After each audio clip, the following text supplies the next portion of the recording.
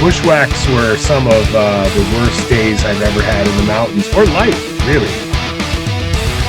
Whereas Panther Mountain is totally opposite. It's a mountain on top of a crater.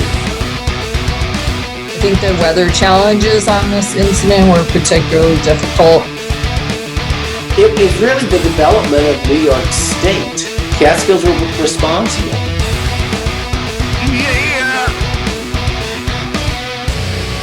Now you're listening to Inside the Line, the Catskill Mountains podcast. You sure you've been ready? I don't think you have. No, I want to start from the top again. I don't think that went well. Okay. All right. So we're going to start from the top. This is the first week, so you don't have anything, right? That's right. No Brew Tuesday. Okay. I thought so. I have an organic seltzer. That isn't something to laugh about. I mean, Nature's Promise Organic. Whatever you need to do, buddy. It doesn't matter. So, well, first we'll discuss the new Fire Tower Challenge. So we have a Fire Tower Challenge previous of 2026, and it was 5 fire towers overlook Red Hill, Balsam Lake, Hunter, and Tremper. Jesus, like crazy. Tremper has horrible trails, by the way. They need to get. Well, that's why I remember it, because whenever somebody mentions fire towers and they want to know which one they should do, I always tell them, don't do Tremper until you've done the rest. And they're like, why? I said, well, when you do Tremper, you're going to know. I mean, we have 6. Sorry, 6 now. Yeah, the Esopus. Correct. The one at the Catskill Center. That's really doesn't. Yeah. But yeah, so sorry. Yeah, you want to avoid Tremper because it's just trail maintenance is absolutely horrible. Yeah, and it's not that we're calling out the trail maintainer. I'm not actually sure. Was it a fellow that maintained? I'm not sure. Yeah, Julie called him out. Yeah. I wouldn't have mentioned Sean's name on the show, but she's the one that mentioned him. So because she mentioned Sean, I wasn't going to mention Sean, but now that she did, we will mention. Now let's not mention Sean. Yeah, let's mention that he mows good lawns, but he needs to get up to those trails. Well, that's what I think. When you go up there, you see there is some grass growing. You can see some weed and feed. Some hydro turfing has occurred. But if you're new to fire towers, it goes to the bottom of the list. We're just saying that's our pro advice. Yeah. So what's the big deal with the Fire Tower Challenge in 2026? So two new additions, Mount Unsiantha, which is in Stanford, which is a great place for each and everybody to go up because you can literally just drive up to the top. The parking area is up at the top, or you can park at the base of the Fire Tower Road, and that's like a 1.6 miles up. It's a basic road going up, switchbacks here and there. So to do the challenge, do you have to hike up, or can you actually drive up and say, yeah, I did that, check it off the list? I've heard that you can just drive up. They haven't really said they made a formal announcement about it, but they didn't say you had to hike up it. Because if they said you had to hike up to that one, then what do they do about the Esopus one? Because where's the hike to that one? There's a walk. Yeah, there's not even a quarter of a mile. Yeah. So and you can have that debate what constitutes hiking versus walking. But the means and methods to get to the Esopus Fire Tower is definitely a walk. Yes, correct. Not even close to being a hike. So, not even a walk. I mean, this is the same. I would have to say this is exactly the same somewhat. And you don't even have to. It's not paved to walk on there. It's Unsiantha offers one of the most phenomenal views that I've ever seen, even though it's obstructed by cell towers. There's cell towers over. There's like 5 cell towers up there. It's a great point for those cell towers because it's at the edge of the Catskills facing north. So northernmost highest, it's like 3,200 feet. So you have now access. Like I can see from the Unsiantha, I can see the Blackheads.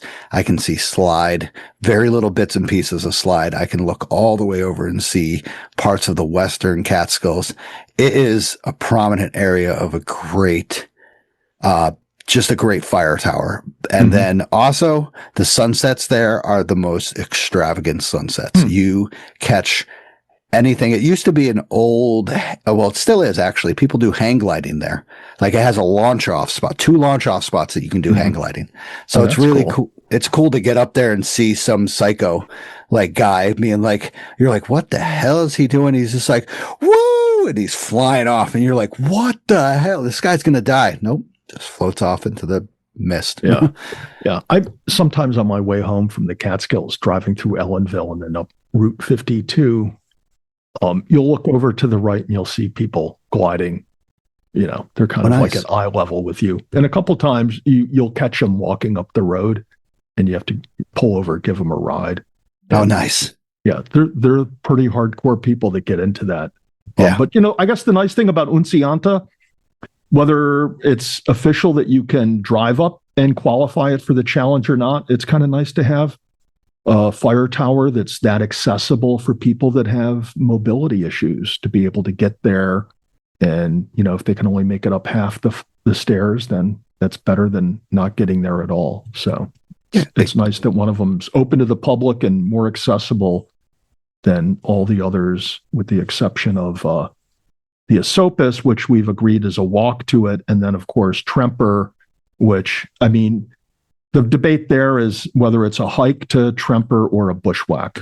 Yeah, I mean, yeah. Down. Yeah. Now, sorry, we'll go over this real quick. DEC says visitors can drive or hike up the Tower Road to remount in Unsianta. So it's approximately 1 mile drive from the base to the summit. So elevation of 600 feet, 680 feet of gain. Yeah. So and that's over an unpaved road. Yeah, it's. Do you need to get your alignment redone after you drive up there? I would say yes. Okay. I've taken the Tesla up there, and you have to kind of do those like navigating, kind of like there's a big rock here, so you got to go over and get to the higher spotting. They call it spotting. Yeah, yeah. I mean, you can with the Jeep, you just punch it and go, and you're done. It's with awesome. With the what? You punch it and go with the Jeep. Oh, the Jeep. Yes. And then, but you know, I've previously, I had Tesla, I had a Prius and a Corolla before that. You kind of got to navigate, but once there's only a certain little area that you have to do that, and that's getting up to the steeper section. But other than that, it's a breeze getting up there. And hiking, I'm guessing they're going to probably create more trails for this, because I mean, adding this to the list is pretty big. You know, a lot of people from the north are going to be coming down and starting their fire tower challenge there. So yeah, this is cool. This is great. And then the next edition is my favorite place in the whole goddamn world is Bramley Mountain. And I am ecstatic about this because I think, it's only a half an hour away. That's kind of why it's my favorite. But there's two ways to get up it. There's a fire tower road to get up it.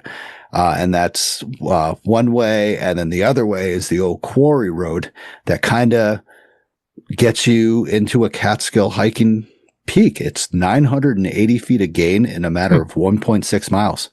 So that's pretty decent for a Western Catskill peak, I would say, in Delhi. So, yeah, I mean, if it was as steep as, say, Sugarloaf, then it would be half the distance to get to that elevation. Yeah, Sugarloaf is what, 1 mile and 1,100 feet again? I think, isn't Sugarloaf like 0.7 or 0.8? I thought it was okay. I mean, it's steep. It's not as steep as in the Catskills, but it's steep enough. Look, it's these fire towers. If you want to make it really, really challenging, then bushwhack to the summit. The fire tower is. Otherwise, just stay on the trail and have fun. Bring a picnic basket. Yeah. I suggest for Bramley, everybody, when you're at the parking area, the lower parking area, follow the quarry trail and then go up from there and then go down the fire tower trail, because the quarry trail offers a real Catskill experience. You go through some glacial erratics, some split rocks, some steep areas. You go through an old quarry, and then you get to the summit, which one of my favorite views. Once again, you'll see Mount Unsianta, you'll see Balsam Lake, you'll see Balsam Slide, Mount Pishka, like some of the peaks that you never really knew about, because you're off in the southern Catskills. You're like everybody hits Bear Pen, but Bear Pen you can't see to the west, so you don't see Mount Pishka. You don't see. I mean, you do get a little western view, but not Mount Pishka and stuff. And are you looking out over the ski slope from Bear Pen, or are you going to the western spot? I don't think you see. Can you see Pishka from there? I think you see what they refer to as South Bear Pen. I think that's what you really see when you look out over that, and not much else, because elevations go down the further west you go, generally speaking. So great additions. I was very surprised to see this because, they're outside of the Catskill Park. And, it's just like, I was like, oh, wow, this is not really the Catskill Park. So it's part of the Catskills, though. So, both of them are seriously considered part of the Catskills. Very, very happy to see that. So, yeah. Good luck to all of you. If you want any information, hit up me or Tad on Instagram. Hit me up on Facebook because Tad doesn't have Instagram or Facebook yet. So he will get it, and I will assign him a weird name, Tadaronius or something like that.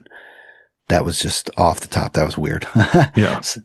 It'll be fun. So we got whoever the writer was that came up with that line. We're gonna have to fire that person. Yeah. That was our public. What is it? Our publicist. A publicist. Yeah, that's the one that came up with that. So, the next two things that we're going to talk about, it's a little unfortunate. So, back on episode 26, I had an amazing guy, episode 26, part 1 and 2, named Russ LaChapelle. He was an incredible dude that just researched the living and the dying parts of ski centers in New York State. He had amazing knowledge about Bear Pen Mountain, and unfortunately recently he passed away due to cancer. 9 years of battling cancer. So when I had the interview with him, he was battling cancer, and I did not know of that. So Russ and I have stayed in contact here and there, talked about a bunch about Bear Pen and different insights, and offer condolences to the family. And of course, Russ will be missed. He has his ski blogs and stuff like that, his website that just offers so much knowledge about any ski center, seriously, any ski center in New York State that has been abandoned or dropped or that is currently still running. He has the information about it. It's absolutely insane. Like, he talks about stuff that in my freaking backyard of Oneonta, I'm just like, these hills are like 200 feet elevation gain, but apparently we had ski slopes here. So just an unfortunate news to hear about this. Never knew. I suggest you all listen to episode 26, part 1 and part 2, that offers a crazy insight about how Bear Pen was made, how it was going to be one of the greatest ski centers on the East Coast. And unfortunately, it all came to tumble down with a little power battle between somebody that didn't want this to be made because, they didn't want their towns to get bigger, popular. One didn't want to see it open up like Killington, or I don't think Pico was at that time, but I think it might have been. But unfortunate news. So, Tad, do you remember that episode? Do you have any insight? I'm a ski area buff, not of the caliber degree that he was, but I was familiar with his blog and information that he had gotten posted on the internet long before that episode. But I do remember that episode as he was kind of like the runaway chairlift, and probably talked 90% of the time. But it was he knew the whole Bear Pen story inside and out. And if you want to know the Bear Pen story, go back and listen to those episodes. Try to do it start to finish. But had Bear Pen, made traction, and if it wasn't for, I think the Johnson family, and the other guy's name escapes me for the moment, but Ben Lane. Ben Lane was the developer of the ski area. He was a student at Princeton. We talking about Slutsky? No. Well, he hired the Slutskys to cut his trails. Yeah, for him, like in the second or third year. But there was the surveyor who remapped the area, and as a consequence of the remapping of the area, the ski area as it had been built with the trails that had been cut lost its access, and that shut them down. And then there was the lawsuit, and they had a settlement, and then the settlement fell apart, and the ski area, stopped operating either in the 50s or early 60s, just a few years into the 60s, if at all. But the lawsuit continued into the 70s, which I guess is the nature of litigation. Yeah, it said it was a dragging like time that Dr. Ben Lane fought for this because he knew this was going to be an amazing area, and unfortunately he gave up, and he's just like, this is not gonna happen.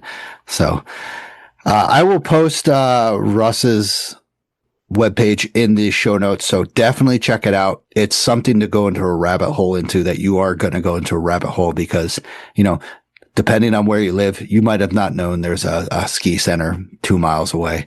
Or basically in the Catskills, I don't even remember how many ski centers there was. Right up when you're going up Wittenberg to your left, there used to be a ski center there. Yeah, my understanding is that was the first ski area in New York State. See? Yeah. It's, I mean, who the hell knew that? Like, and those red buildings, when you drive by, one was kind of like the ski lodge, and then the other ones were the where the turnbulls were for the lift structures, and their weird shape is due to the fact that the cable return was 20, 30 feet over the ground elevation. So once the skiers were hauled uphill, got off their tow bar or rope tow, then the rope went up like vertically 20, 30 feet and then went around a bull wheel and returned downhill to the bottom. That's why they have that weird shape. So if you look at the ones at Hollymont, or not Hollymont, Hollyloft, Highmont, that's what I'm thinking of. There's so many abandoned, ski areas, you get them confused. But Highmont, it had more what came to be traditional bull wheel structures, but they have the Derrick towers at Highmount that the chair was on, which are pretty interesting. So there you go. Interesting. I'm exposing my limited knowledge of abandoned ski areas. I mean, you'll deep dive into this. I know you probably have already. So listen to the episodes. It's interesting stuff, and you kind of like when you hike Airpen next, it'll give you a different perspective, because it could have been what Hunter is now. Yeah, exactly. So, R.I.P. Russ. Let's hope you're watching down on these ski resorts and hoping that you're making it snow. Yeah, exactly. Maybe he is. So, also, unfortunately, New York City hiker died in Harriman State Park on December 28th.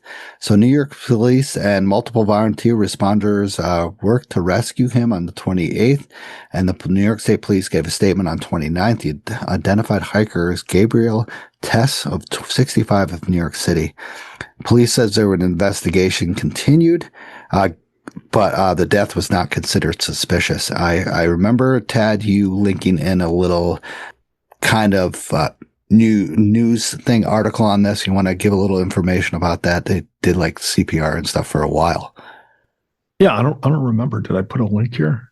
Oh, okay. Sort of. Yeah.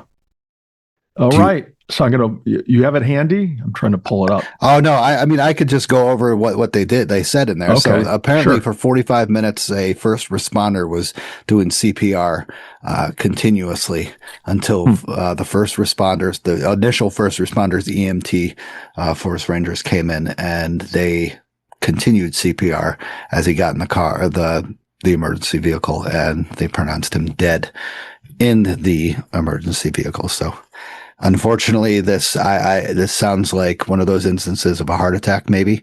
And as at this time, December 29th, this was before, what was this? Sorry, December 29th. So that was kind of when that cold front came in. So once again, I mean, not many people think about this, but when the cold front comes in, there is less humidity in the air. You have less like oxygen. There's less oxygen there. Not much. It's not like you're going up freaking like Mount Everest or something like that, but it's colder. It's drier. So of course a heart attack is more, not say dominant, but it's going to happen when you're out in the wilderness, especially. And then also, if there was snow on December 29th, I didn't know if there was snow.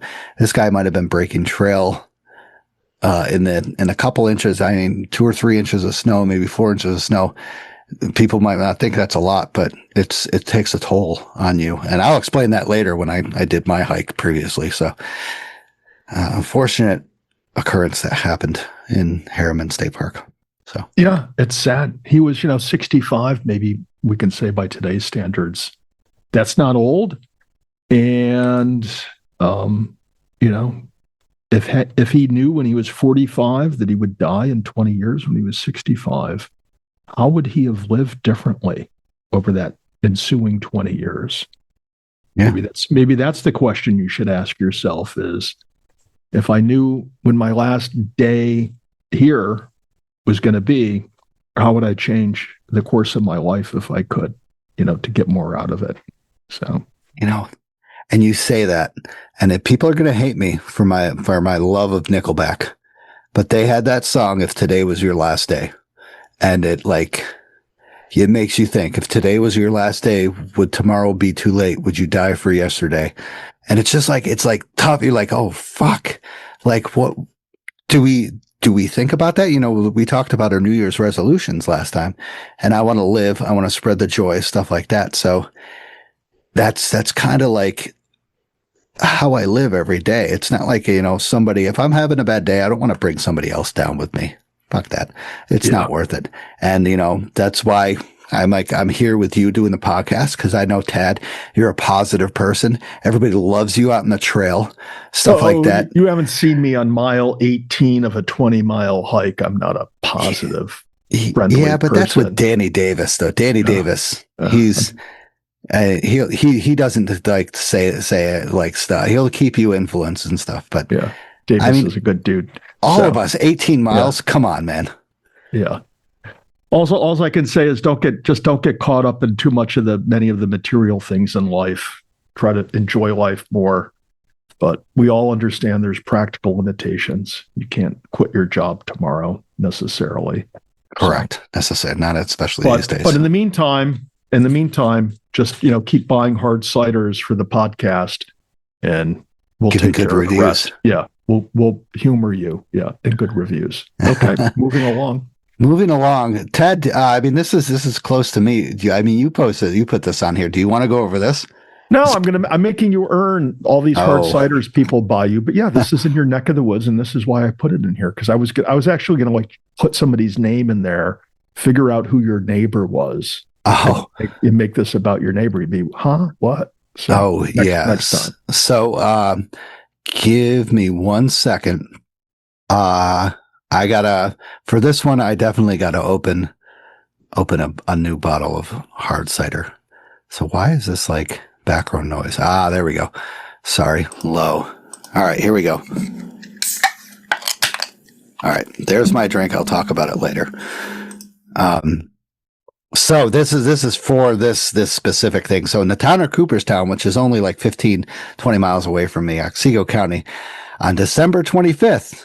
So that's Christmas, correct? Yeah.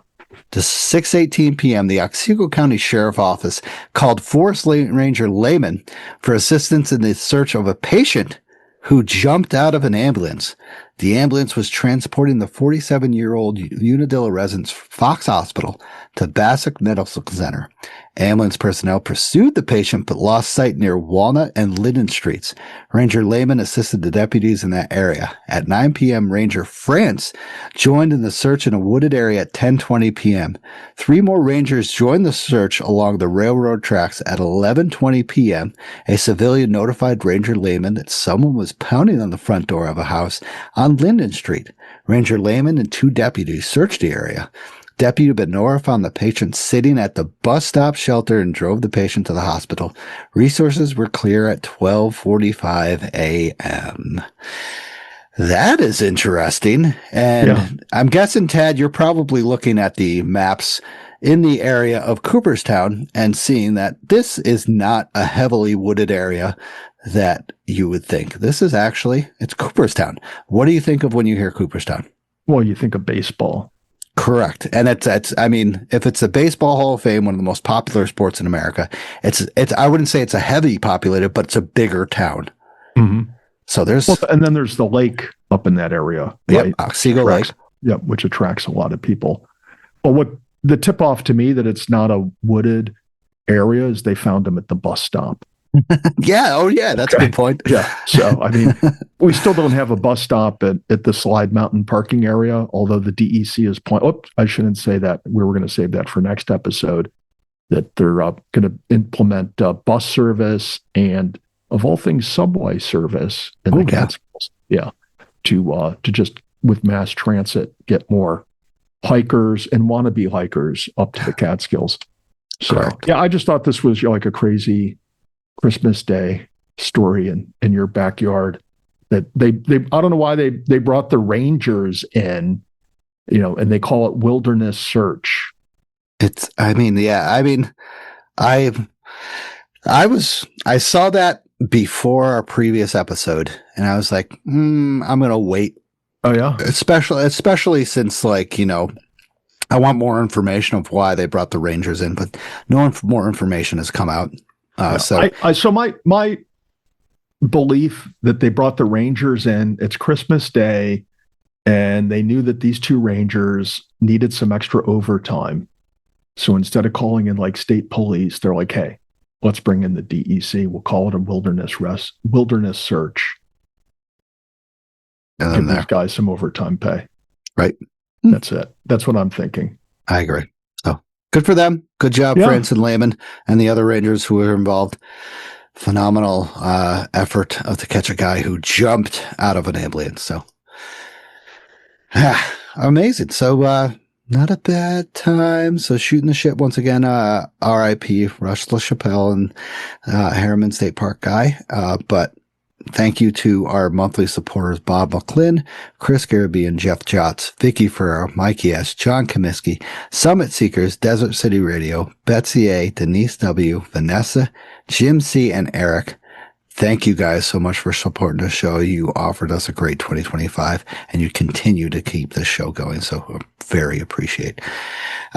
Also, our amazing sponsors embark on a transformative journey with Another Summit. Another Summit is dedicated to serving veterans and first responders with free outdoor activities. Activities like walks in nature, paddling, hiking, and even backpacking. Join our supportive community to rejuvenate in nature's embrace. Experience camaraderie, adventure, and healing at no cost. Take your next step with Another Summit and ascend to new heights of resilience and joy. Apply today at anothersummit.org. Also, discover Camp Catskill in Tannersville, your ultimate hiking store. Find top quality gear, apparel, and accessories for all your outdoor adventures, whether it's wintertime or summertime. Our expert staff is to help every hiker from beginner to seasoned pros. We also carry a variety of unique Catskill souvenirs and gifts. Visit us online at campcatskill.co or in the store to gear up for your next journey. Adventure starts at Camp Catskill in Tannersville. So, are you really outdoors? If you mention the podcast one of your hikes through social media, we'll chat about it on the show. Tag us by typing at ITL Catskill MTM podcast on your post. Got a lot this week. Everybody was out. So yeah, I counted them. How many? 22. No shit. Wow. Yeah, that's quite a few. Usually, 4 to 6. Yeah. So it's great, The holidays. Yeah, people getting out in some really, really great winter conditions. There's a lot of wonderful hikes in here, and so we appreciate the recognition and the fact that you guys are listening and liking this show. Makes it worthwhile. Yeah. Stosh does it for the hard siders. I do it to make hikers happy. Yes. So first and foremost, who's outdoors? So Tom went up plateau from 214 and also did the 6 with a bunch of people as a social hike. So Tom, sorry we didn't talk about you earlier on the last episode, but I think you tagged us at just last second because we record a little bit earlier than we usually do. So Tom, thank you for tagging the show. Looks like he also went up went up Sugarloaf as well. I don't know if he tagged us, but I saw his crazy ascent up there with a lot of ice. Yeah. So for those of you who don't follow Tom on Instagram, and you should, but you'll soon find out that Sugarloaf is one of his favorite, if not his most favorite mountain in the Catskills. And he puts on a great social hike with people with mixed backgrounds, great hiking pace. Everybody hikes together, and I've hiked with them one time. It was a fun hike, and it looks like, I'm not sure if when he did the 6, he started out with Danny and Joanne or met them along the way. But yeah, that's a great hike. It was great conditions to do it in. Definitely. Snowshoes all the way, I'm pretty sure. And then the Sugarloaf one, he got up with trail crap on. So next, Richie Nature Escapes. My buddy Richie from Search and Rescue went up with Ben, my other friend from Search and Rescue. Friday breaking trail. Unfortunately, the trail breaking killed them going up to Friday, and they decided not to go over to Balsam Cap. That's a tough climb going from Hoonhaw to Friday. That's almost 3,000 feet of elevation gain. So cheers to you for doing that all the way up to Friday, because I can't say that's an easy task. I did that in November of 2024, the first snow we had last winter. And we did Friday in Balsam Cap, but we came down under headlamps. It took us almost twice as long as it does on a summer day. It was crazy, but very beautiful up there.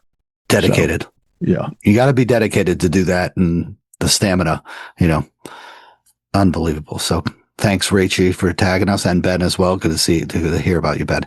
Kyle Bittner went up Lost Clove and skied down Cathedral Brook, then skied back up and went down Lost Clove, then went and skied and whacked with Queen of the Catskills as well. Kyle was out with Julie a bunch of times, so they went up Lost Clove, and then you chatted about High Mountain, the ski area. It looks like they went over there. Yeah, I think they might have been there on a prior excursion, but it kind of looks like that they're hitting that place up as like an easy go-to after a powder dump. And then Kyle and crew are working on the Catskill 100 highest, which explains their whacking up Cathedral Brook, skiing down. So Lost Clove is pretty steep. Yeah. It would, with the right snow, it would be a fun trail or road to ski down. I also see that they went up Van Witten. Oh yeah, they didn't tag us on that one. That's and that's just brutally steep at the top. So they're getting around, having a good time. Up until now, they've had the snow for it, but that might come to pass. Yeah, we got shitty conditions. So speaking of passing, Daniel passes, completed his 3,500. Congratulations, Daniel. Once again, we love to hear about everybody's success stories, and Daniel, 3,500. Yeah, that's a big story. First round. Yeah. Then now he's probably going to do like 700 rounds after that. So Darren, stimmed one, went up Hunter with Phineas. So cool day. Was going to skip over. I remember he said he was going to skip over to Southwest Hunter, but decided to bail due to the cold weather, and the wind was a little disrupted to Phineas, his dog. So good to hear from you, Darren, good friend of mine. So yep. James John Noboyle did the high Peterskill kill to Oswego. How do you say that, Tad? That's not my thing. Owassing. Owassing. Forget the T. Owassing. Owassing Falls down in Harriman. No, this would be over in the Shwangonk Minnewaska State Park area. I'm sorry, everybody. That once again, shame. Yeah. And so James did that little area look like he had. I'm pretty sure he had snowshoes on as well. So Nicholas Golden Money Cat went up Slide to catch the sunrise. Beautiful captures up there, phenomenal. So Slide. Listen. People hate Slide for the amount of people that go up there, but that viewpoint is absolutely stunning. You're on top of the Catskills. The profile of Wittenberg and Cornell, the cirque, just draws me in of Wittenberg. That is, a lot of people don't know what a cirque is, but god damn, it's stunning. So awesome, Rich. Awesome, Nicholas. God damn, I'm screwing everything up. Bill, aka the Trail Sky, went up Balsam Lake Mountain. Awesome time. Joanne, Beyond Blazes, went up Balsam Cap with Mighty Mischievous. Danny and Joanne, good to see you tagging the show again. Good to see you guys out and about. I know you guys are probably knocking off your grids still, ripping it up. So, yeah, I think Joanne is within a year of finishing her grid. I believe it. She's her and Danny are killing it with the grid. So, Todd also, aka T-Bold Outdoors, went up hunter, and a couple days later went and did some AT on the Fenenstock State Park. Is that how it said? Do you know it? Yes, I know it. Nice. Haven't been there in maybe 15 years. Oh wow. Yeah. Well, get out there now. No, I'm just kidding. Kelsey Hiker Yogi went up Balsam for number 35. And I just, congratulations. Does that mean she's got 4 more to complete her winters? Well, I think she's done her first round in the Catskills. I'm not sure if she finished 35 of her winters or not, but go check out her Instagram page, scroll back pretty far, and you're going to find a really deep and meaningful story there. So she's somebody out there hiking with purpose and passion, and I feel for her. So maybe we'll get her on the show someday. Yeah. So Kelsey, once again, good job. Hope you're out there enjoying it. Chaotic Quixotic Lisa went up Cheryl with her sister Kat. So awesome. Once again, Kat or Kate. So Lisa. Scat. I thought it was scat. Scat. So yeah, scat. So Lisa, Chaotic Quixotic went up Cheryl with her sister Scat. Is that what everybody calls her? We're gonna, for tonight's episode, scat. That's how we're gonna call it. We're gonna say scat. Sorry, scat. Looked like a good time. It was I think that was a Christmas Day hike. So they went up Christmas. That's special. That's one of the few that went out there during Christmas. So yeah, sisters. So Lisa's sister's Instagram handle is at just.scat, SCAIT. Yeah. I'm going to say it's scat. Scat. Yeah. It's skate. I think she says, I say skate. But skate? Yeah. Scat. What? Well, I have to get her on the show. They're awesome. We'll drill down. Yeah. It's always nice to see, 2 siblings out having a good time. Hiking. Yeah. Now, Kate Henderson Hikes went up Tremper for a test on the leg. As you all know, Kate was on the episode of, I forgot what number it was, but talked about her hike up the Drybrook Ridge and had an ankle injury, and then of course had to get rescued out. So yeah. So she's testing it out. Tremper's a pretty big, like little steep area with a lot of bushwhacking involved. So good job, Kate. Like, good luck to you. Keep kicking ass. Yeah, I think she was like 187 maybe. So I think 187 or 84. Yeah, up 184. 184. Yeah, and she sustained the injury that any hiker can sustain at any time, and that's the trimal fracture of your ankle, requiring an open reduction and internal fixation, which comes after her long and epic carry out by the rangers and volunteers. So quite a story. She's on the mend. Hope she's back to full strength and mobility, before the end of summer. Yeah. So awesome, Kate. Tony I, TGI _72 worked off those New Year's beers out in the Catskills, looking like exploring just some amazing areas out in the middle of absolute nowhere.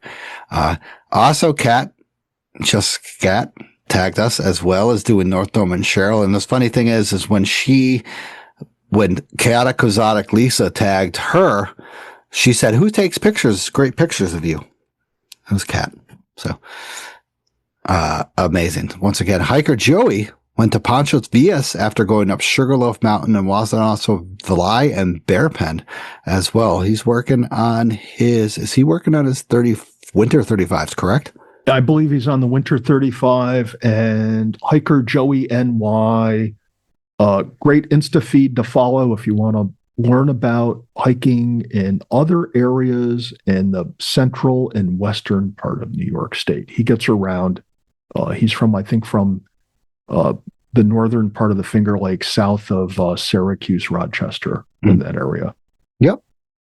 Also, Jeff Johnson Orla did an 8-mile stroll in the snow. Fantastic photos, Jeff. Once again, you got to change your settings so everybody can see these photos on my story, so I can share them. Amazing photos of Orla and you. I just love seeing those all the time. So And if you can't see his stories, at least you got to try to listen to the music. He's got great music with his posts. Correct. Yeah. Correct. Rachel Jean, the Gypsy Queen, went up Brandley and Mount Wincianta for the new Fire Tower Challenge. She did this like right after it was announced, or the day of it was announced. It was insane. She knew ahead of time. Yeah, she might have an inside line with the DEC. We'll have to check that out, find that out. Freaking search that. So. Well, she is the queen, so she's probably got the hotline to the DEC commissioner. True. So also Sean, off in the woods, Sean went up Scott, aka Catskill Mountains Brew, and Ted to do the Blackhead Range, and then Indian Head and Twin the next day. So, and that means Scott, the Catskill Mountain Brew, did Indian Head and Twin with Sean, and also did the Blackhead Range as well. So both of them, Sean and Scott, thank you for tagging the show. It looks like you had great times going up both areas as well. So. Also, Mike, we hear from him and I haven't heard him from a while. Red Hand Adventures Guide did a hike up Red Hill for the first of the year, or what would they call that? First day hikes. So that's right. Did that with a great amount of people up Red Hill. Great place to go for a first day hike. And then last but not least, Joseph J. Kaplow went up Mink Hollow on an Audible for some All Trails challenge. That was really cool. I posted his little video of him highlighting off a section of that. I thought that was really cool because that's my intention. I do that as well for my All Trail challenge, even though I didn't do that, and I don't know if I regret not doing it.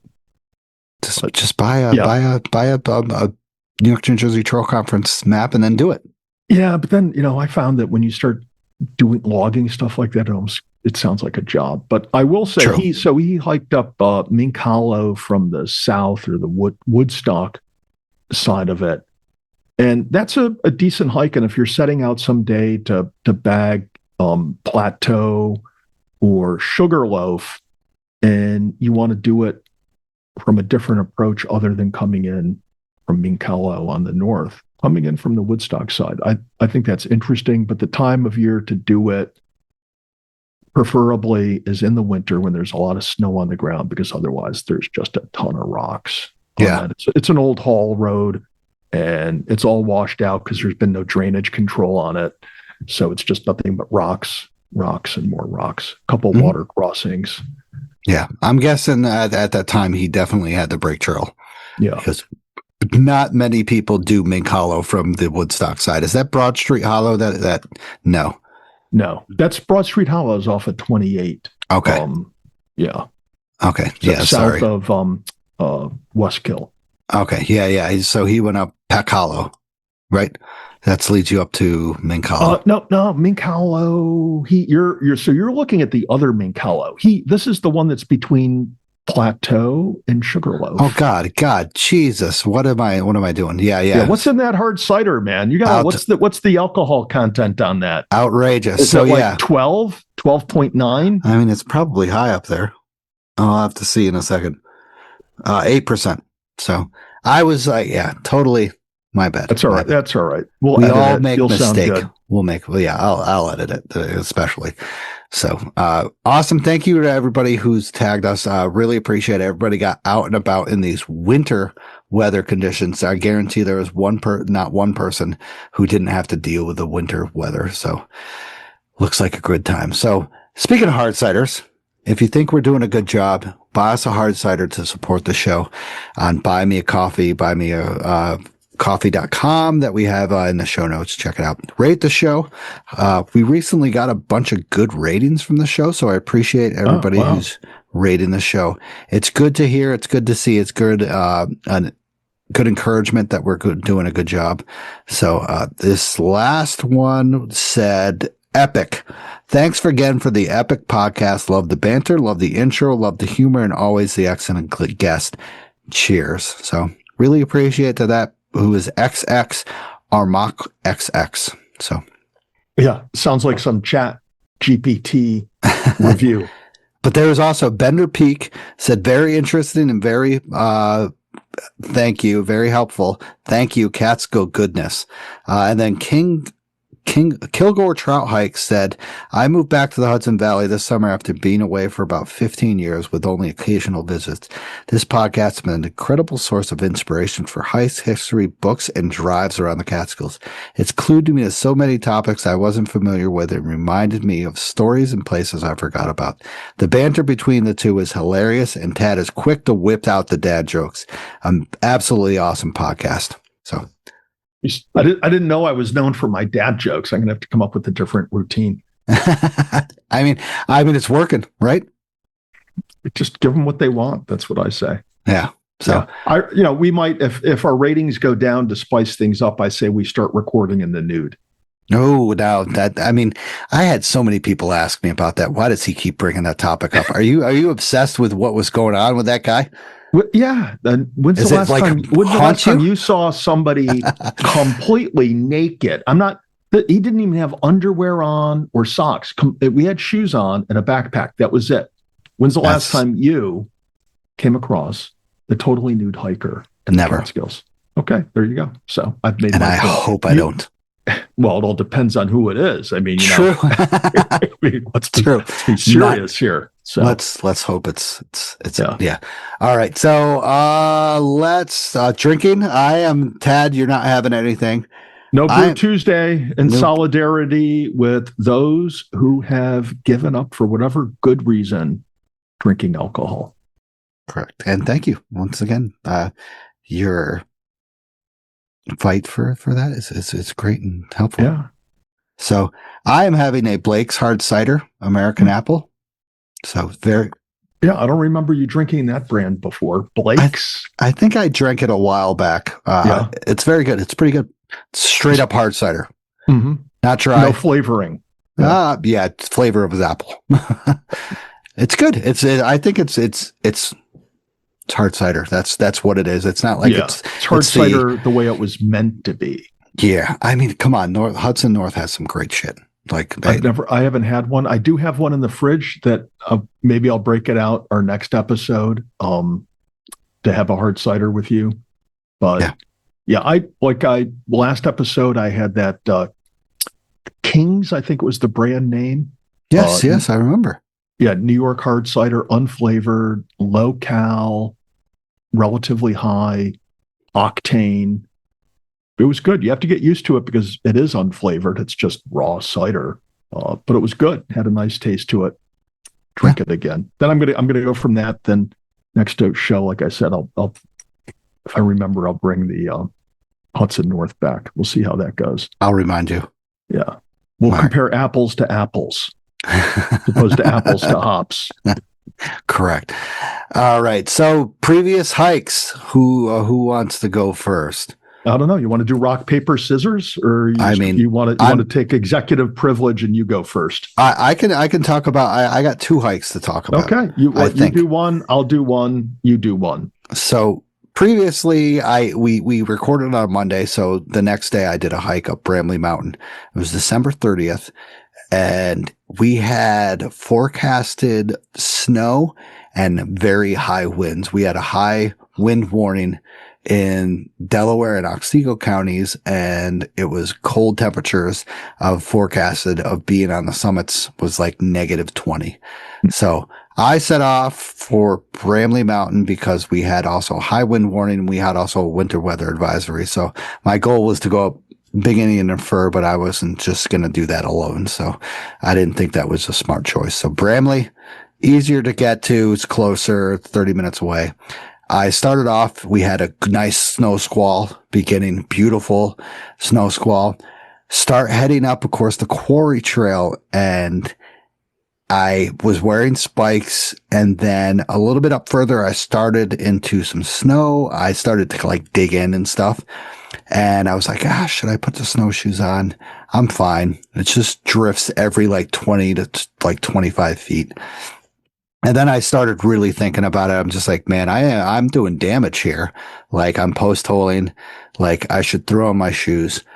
I was only probably not even 500 yards from the summit. So I was like, all right, so I'll just keep post-holing, be that asshole.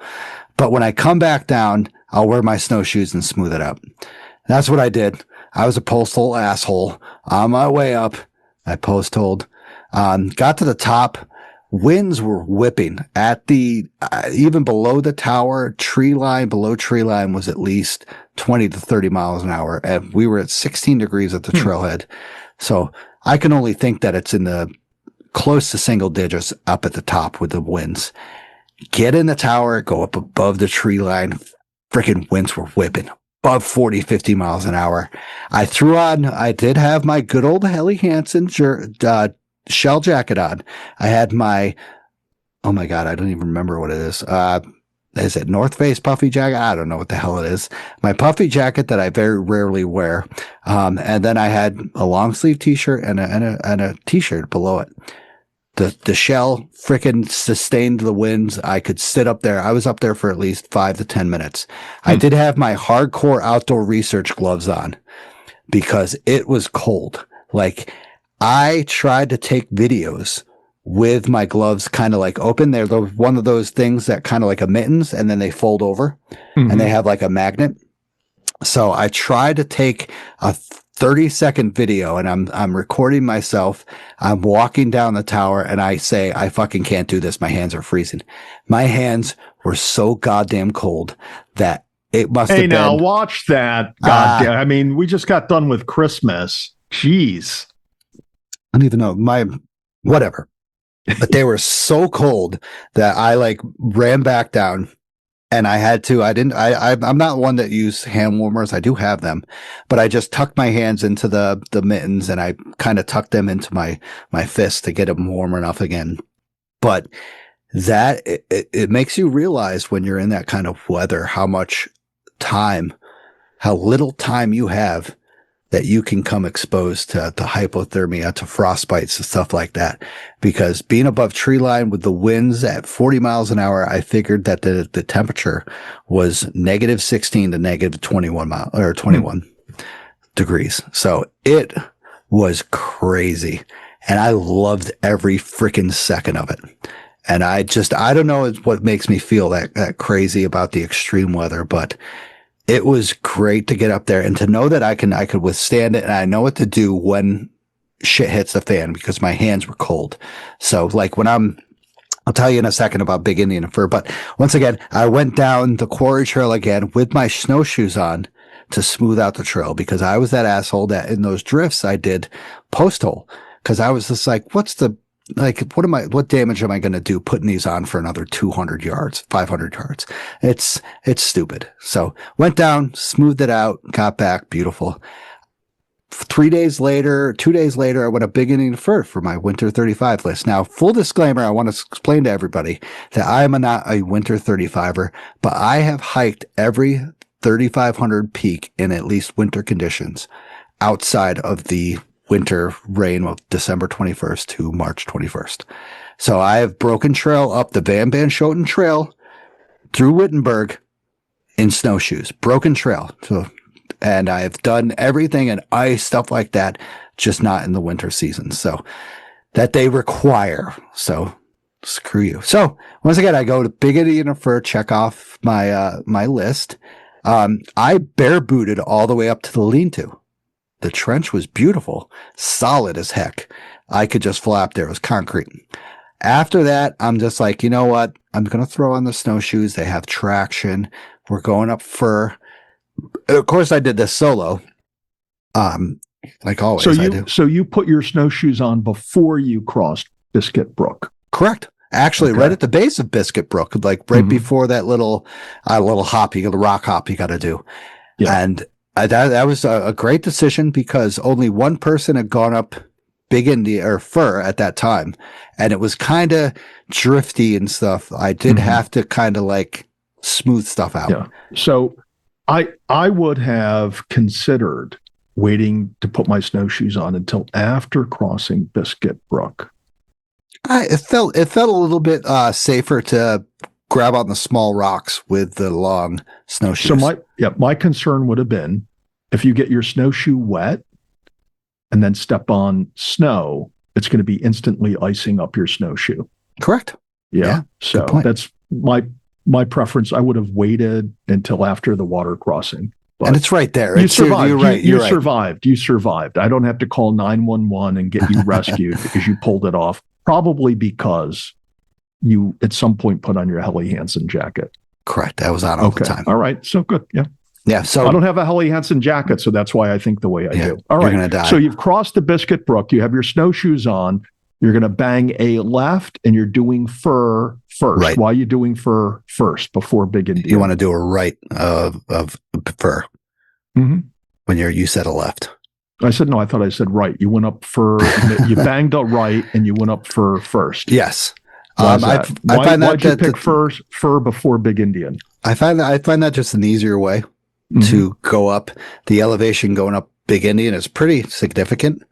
You kind of go and then you go straight up, and you go up fur the same, and then you go down fur pretty nicely, and then you just gradually go up Big Indian, and then you have all that descent. I mean, now were there tracks ahead of you at this point? Yes. One guy was ahead of me. Actually, Josh Kingston, you've hiked with him before. Josh Kings. Oh, yeah. He saw a woodworker from Beacon. Yeah. Yep, you're right. Justin Kings. Yep. My daughter, who hiked with him one time, describes him as chill. Yeah. He was very chill tall guy. Yeah, he's tall, just really chill. I forget if he grew up in Ohio or not, but he went to school, college, design school out west in Portland. Really chill guy, former rock climber, has a woodworking business in an old school building in Beacon. Haven't hiked with him in a long time, but yeah. He's a good guy to follow in his tracks, breaking trail ahead of you. So yeah. I met him like 3/4 of the way up a mountain, and he let me go ahead of him. And then we met at the summit with another guy named Tom that was bushwhacking from Barnum Hollow. Okay. Yeah. So he was pretty cool. He was a beast. After that, left the summit, went over to Big Indian. Was it the three of you now on the way to Big Indian? No, Justin went back down fur because he already tagged Big Indian the day before. Okay. And then the Tom guy just ran back down Barnum Hollow. So he had his own tracks. He actually broke trail up to there. So yeah, I had decent trench going down fur, and then going up Big Indian, it was a hellhole. There was post holes all over the place. Wow, that's interesting. Yeah, exactly. I was just like, so were you able to tell whether or not the people post-holing on the Big Indian side were coming down Big Indian when they post-holed it, or going up? Good question. This is the stupid shit I think about when I'm out hiking solo. I couldn't tell because just there was post holes, there was kind of drifts here and there. It felt like I was almost breaking trail. Going down and then up, because that call has some whipping wind. It's the Catskill Divide, so that goes right down into the Esopus like hollow area. Fox Hollow somewhat. Yeah, and you coming down fur and then turning into Big Indian, you're almost doing a 90-degree turn there. Correct, and it's a nice gradual gain. Yeah, you can have the wind at your back coming down fur, and then you bang that left. And I'm saying left. You bang a left. Now I said bang a right before. Here you're banging a left, heading up fur, and that wind is going to be coming typically from your left to right and creating a lot of drifts through there. Yeah, it's challenging. 3/4 of the way up, I see two people in the distance, and I instantly know who it is because of the thick, crazy mustache. It's Jim Booten. Oh, Jim Boot, really? Oh, yeah. Okay. And wow. I yell from a distance. Was it him in the real living flesh, or was it the spirit of Jim just marching around in the Catskills, keeping law and order up there? Oh no, it was Jim, and I yelled from a distance. I'm like, Jim frickin' Boughton, and he's just like, he looks with like, oh my god, who is this? And he's like, Stosh, We chatted. I met his buddy Leroy that was hiking with him, and we chatted about things and stuff. And, so he was the one post-holing. No. He was coming down Big Indian. Yep, and so I was very grateful for that. So him and Leroy broke trail a little bit, but they started from the Biscuit Brook parking area. Yep. So you had Jim and his hiking pal going clockwise around that upper loop. Yep. We're going counterclockwise solo through there. Uh-huh. And you didn't see tracks from Jim and his buddy heading out. They were behind you heading out they weren't at Biscuit Brook or had parked there when you got there that morning. No, they were there. Oh, okay. So I went up and I kind of beat them. So you I guess. knew you were going to run into them eventually. I thought I would. I didn't know Jim's They truck. hadn't signed in the register. These are all the fucking questions I can ask I about was some going to little say, this stupid is thing. ridiculous, man. This is why these shows are 5 No, hours. I just freaking Okay. sign in and then I run because I started at 10:30. By the way, got a little late. Jesus, wow, I slept in. Talk about West Coast time. I know I slept in nice, but I summited Big Indian. It was cold. It started to get. It actually got really cold, and the wind was whipping over there. And they had the frost tips on the trees, so there was rime ice. So, is this your first time to Big Indian since the canister has been relocated? No, really. When was it relocated? Oh, sometime over the summer it got relocated. Okay, then yes. Further back, yeah. Because you can see when you go up there in the spring or in the summer, you'll see the old area that's cleared out with like some stones and stumps to sit on. And then the canister is like 15 feet further to the north from there. Yeah. No. I mean, this has been a while since I've been a Big Indian and after that, I was very grateful to see the trail. Number one, I don't know why, but I was dead. Like my legs were dead. And going down, I had this dreadful, I'm just like, fuck, I still got like 4.5 miles left till the parking area. And I mean, it would be fast, but like I was just dead. And I was flying down and I hit part of not the Biscuit Brook, but, whatever that brook is right by there. I'm glad to see that and hear noise because there was no noise at all. The wind was whipping and then it stopped. And then I hit the lean-to and I'm just like, I'm done with snowshoes. I'm like, I'm freaking done. And I don't know why, but like my legs weren't having a good time. I don't know if this was my first. I've done like snowshoes many times before, even like before we did it as well. And I was just like, what the fuck? And I took off the snowshoes, put them on my pack, and then I tried it was that 2 mile. I think it says 1.8 on the map, but I think it's 2 miles was dreadful.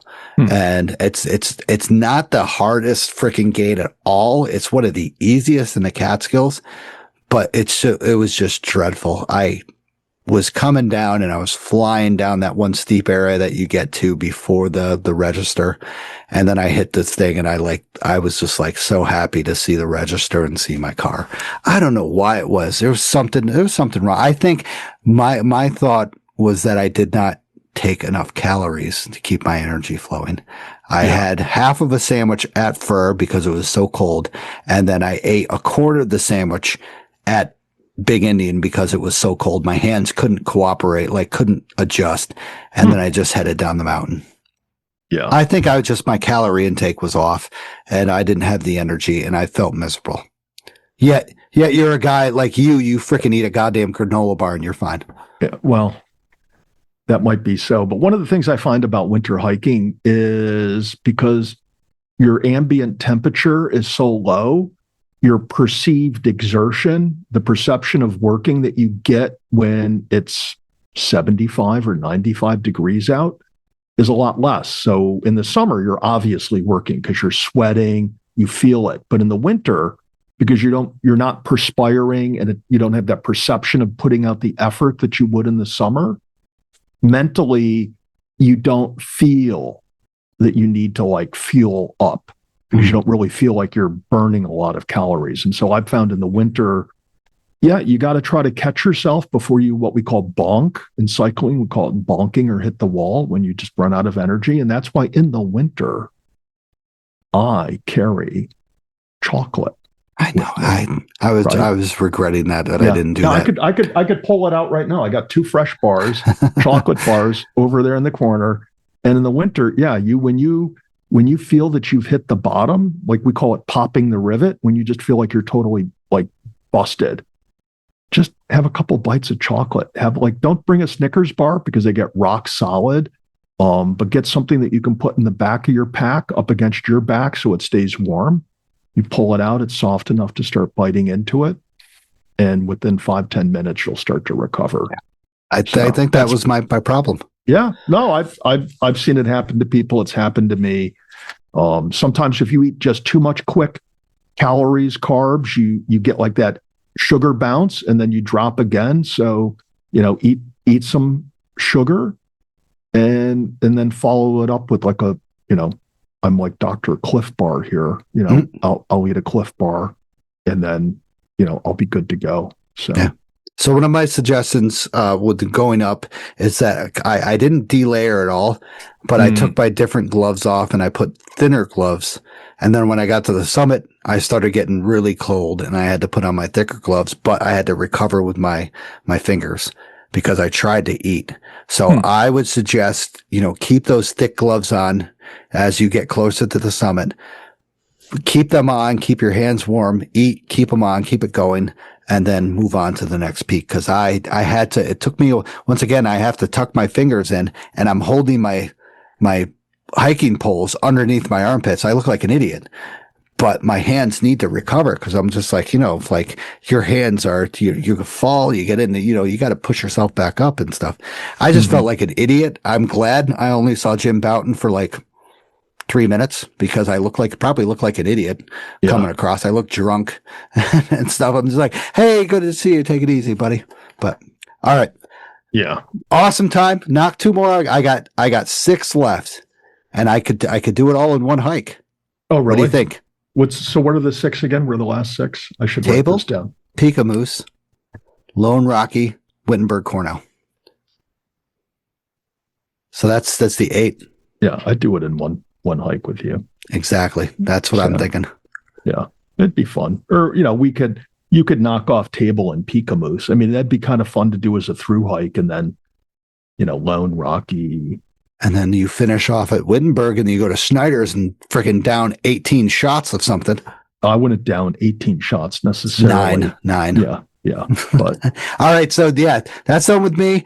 Good time. How about you, Tad? What did you do, buddy? All right. So when we last talked about all things Catskills, and I was only available for part 1 because the following day, my daughter and I went to the Clark Museum and had a wonderful time. But when we last spoke, I did not envision myself getting out hiking until after my daughter left to go back out west. However, there was a little break in the family activity on Friday, January 2nd. And I took that opportunity. I needed to get in a quick hike. So my single mountain options on my January grid were Balsam Lake, which I opted out of because it's just a little bit further to drive. And if it's going to rain on a weekend day, I can still hike that on a weekend in the winter fairly comfortably. The other option was Westkill, which I didn't want to bang out on Friday because I was planning on saving that for any types of conditions in the winter, whether epic trail breaking conditions or rainy conditions. It's a suitable mountain hike in all conditions. And then I had the quick up and down on Hawkett. And so that's what I opted for. I could get there in like an hour and 15 minutes. It took me 2 hours to hike it up and down. And then I got home, just in time for part 2 of the day. There was a little fresh snow on top of what had already fallen that Friday morning. And, I hadn't hiked Hawkett since the summer. And so when you go up Hawkett in the winter, whether there's snow on the ground or no snow on the ground, what you're thankful that you don't have on the ground in winter when you're going up Hawkett is what, Stosh? Begins with the letter N. Native American landscape salsas? No, nettles. Nettles. Right. Yeah, right. Nettles, as high as your shoulders. So, yeah, I mean, God, when the nettles are out, it's like a bitch going and doing Hawkett. But in the winter, man, it's fantastic. I was last up there, I think, in November, and there was a light dusting of snow. On Friday, it was just fabulously snow covered. I kind of followed the trench initially, then I broke off from the trench to head into that hemlock grove, right at its starting point on the lower tail end of the slope. Just hiked through the hemlock grove, hooked back up with the trench going up. I had snowshoes I put literally Jeep side, threw on my snowshoes, even though snowshoes were not required going up or down. I knew I could see there was a car in the parking area, and I could see the tracks of somebody going up with spikes ahead of me. Turns out that person was Maple. Many folks know Maple as a hike leader for the Catskill 3500 Club. Yeah, other people know him as I think he's also working on Grid 2.0, maybe yes, Grid 3.0. Just a prolific Catskill hiker. They and I stopped and we chatted for a while. Went on his way, I went on my way. Again, Maple only had his spikes on. I get up to and I'm not shaming him. I mean, he was able to stay on the surface of the trench, was not making any indentation. That's how firm it was. So nonetheless, I get up to the top, I sign in, I hang out, and then on my way down, I probably on the way down was in the trench maybe 20% of the time. I stayed out of it as much as I could because the snow was so deep and so soft. It was just a blast. Nice. Skating down it, almost skiing down it with. I was going to say floating. Yeah. I did post some story, vids about it on Instagram because it was just fun cruising down through it. My ability to hold my phone and record at the same time is not, I guess, great because I couldn't do it when I was going down the super steep sections, but I'm probably going down that steeper segment at the top. I was probably getting easily 6 feet of slide out of my snowshoes before I had to put the other one forward and shift my weight. So it was a blast. I got down really, really fast, hopped in the Jeep, drove home, like I said, got back at a respectable time. So Hawkett, for me, particularly in the winter, is a quick and easy hike. Yeah. Nice, man. Yeah, I saw your video. You were like I said, floating. It was oh. So it was fun. It was worth the price of admission. And that's what, winter hiking is about, man. When you get the right snow, it's dry, it's not heavy.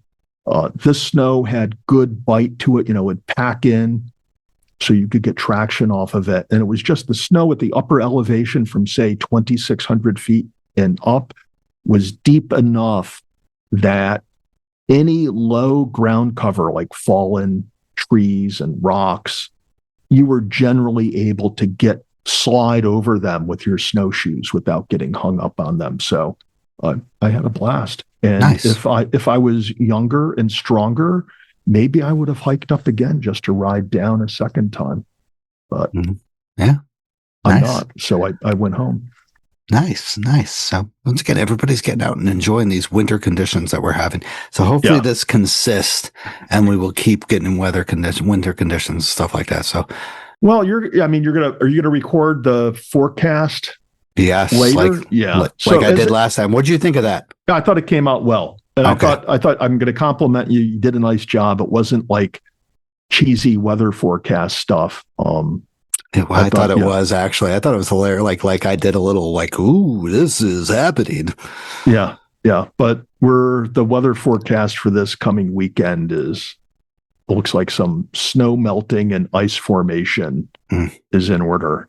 Sounds like Catskills. Yeah, that's that's why skiers call winter conditions variable. It just changes. Yeah. So Jamie Kennard, I think that's what he named his documentary, Variable. Correct. There you go. So let's break into the weather forecast. Here is your weekend weather forecast, sponsored by us. But if you want to sponsor, let us know, and we'll put you on here. All right. On Friday, January 9th, see partly cloudy skies to rain in the afternoon, a high of 45 and a low with a wind chill of 23. On Saturday, the 10th, expect cloudy skies in the morning to light rain in the afternoon to rain in the evening. A high of 43 and a low at night dipping down to 19 degrees. On Sunday, expect mostly sunny skies with a high of 28 and a low at the end of the day down to -8 wind chill. So, have a great weekend, and always remember to be safe, be smart, and don't become tomorrow's rescue story. That's how we're going to do it from now on. I'll drink to that. All right. So, how about we get our last set of sponsors, and then we'll get on to a recap of 2025. We'll go over quickly at this. So, discover the wilderness with Trailbound Project. Our expert-led hiking and backpacking education programs offer unparalleled outdoor experiences. Whether you're a beginner or seasoned adventurer, join us to learn essential skills, explore stunning trails, and connect with nature. Start your journey today with Trailbound Project and unlock the wonders of the great outdoors. Also, capture your love story against breathtaking backdrops with Outdoor Chronicles Photography. Molly specializes in adventure couple photography, and she'll immortalize your moments amidst the stunning landscapes of the Catskills, Adirondacks, and White Mountains. She'll craft timeless images that reflect unique bond in nature's grandeur. Embark on an unforgettable photographic journey with Outdoor Chronicles Photography. Don't hesitate to get a hold of Molly on all platforms. Good Lord. All right, so let's get on to the topic of the night. Let's go. So tonight, Tad and I are just going to recap 2025. It was a pretty awesome year for the podcast. We got #1 on the Chrono Grammys. Thank you, everyone who voted for us. What was that? I didn't hear what you said. We got what again? #1 on regional podcast on the Chrono Grammys. Yeah, I think they said the best. Podcast. The best regional Yeah, which is their way of saying we have the best listeners in the region. True. And beyond. Our listeners come from more than just the Hudson Valley. We can almost say they're worldwide, but they're the best. Wherever they're from, we have the best listeners. I freaking agree 100%. And there's no doubt about that we have the best listeners. We have the listeners that #1 love the Catskills, love the community, and love engaging in the podcast and stuff like that. And I couldn't, we had a great year, and I just want to thank everybody who just started to listen, who continues to listen to the show. Definitely grateful to have this such a tight community that we have here in the Catskills. And I do not see this kind of anywhere else in a podcast, in like radio and stuff like that, as I do here with Inside the Line, because I don't know, we have such a tight group here, and I appreciate everybody who chips in with, an Instagram post, tags us, who like comments on one of our posts, all the above. I'm flattered, and I'm very thankful that we have such an awesome fan base. And yeah, I think it extends, obviously we really appreciate, we think our listeners are great and wonderful, but they're also a reflection of the Catskill hiker and the Catskill community, which is also noteworthy. And it would be wonderful if more people from that community listen to the show. But frankly, I'll run with the people we got right now. So got 22 people tagged the show in their recent hikes, which is very cool. That's a lot of people. So thank you to all of you. This is why Stosh and I signed up to do it again in 2026. Correct. For you guys.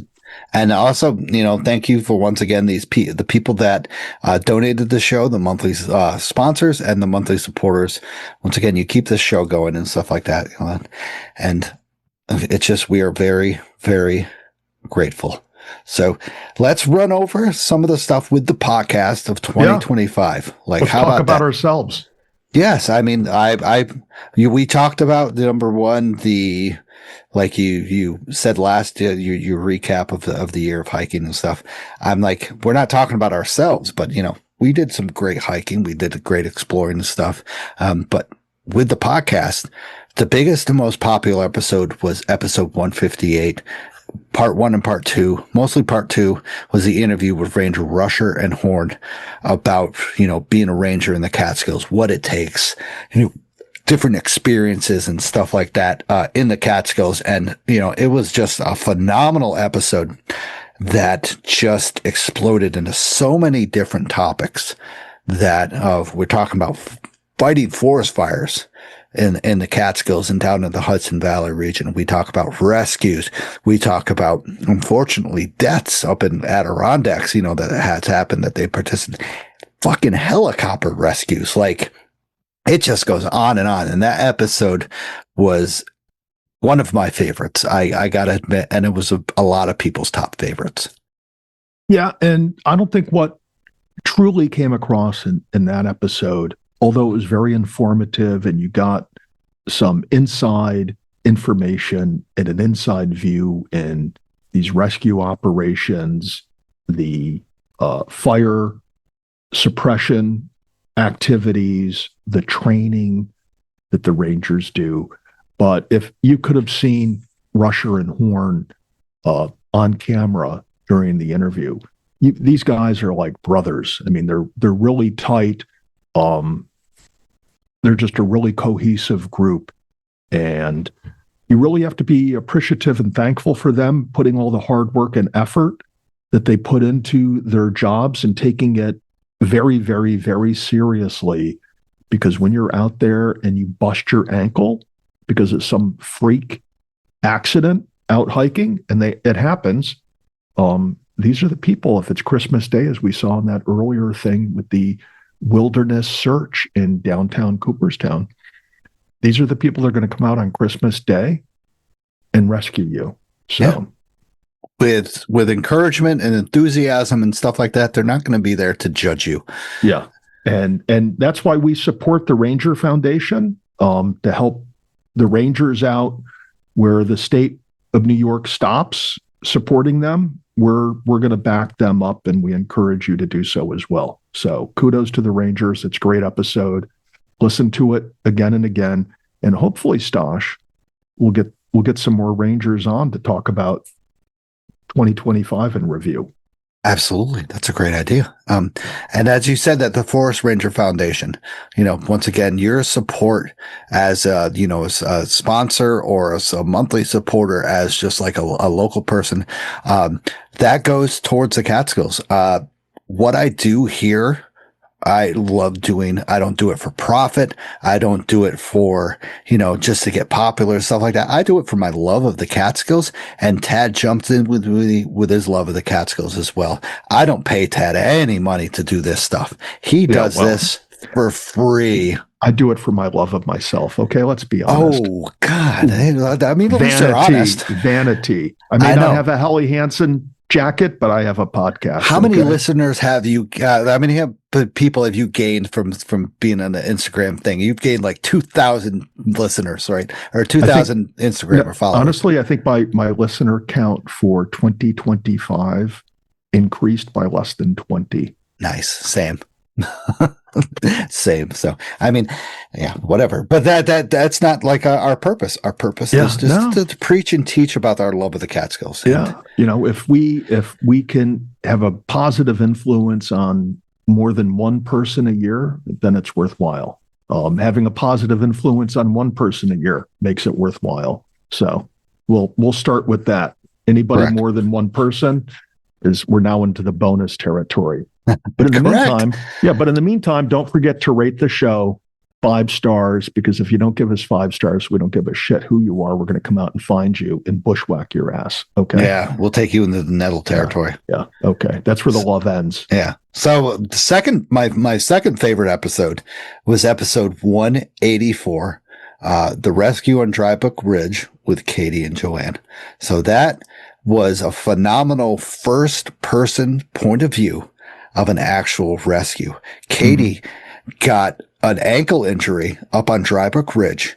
And to be honest, that is the middle of absolute nowhere. Somewhat like you are in the middle of nothing, and they had to call a rescue. They had to do it. And she firsthand, her and Joanne was the second person. Katie sustained the injury, but they both brought in their perspective of a rescue that, who can say that they've had this happen to them before and they've come onto the podcast and teach and preach about it. And it was a phenomenal, deep felt time of when I was engaged of just staring at what Joanne and Katie had to say and just kept being in depth of their awesome experience with the Rangers, with the volunteers. It shows, once again, how tight we have it here in the Catskills.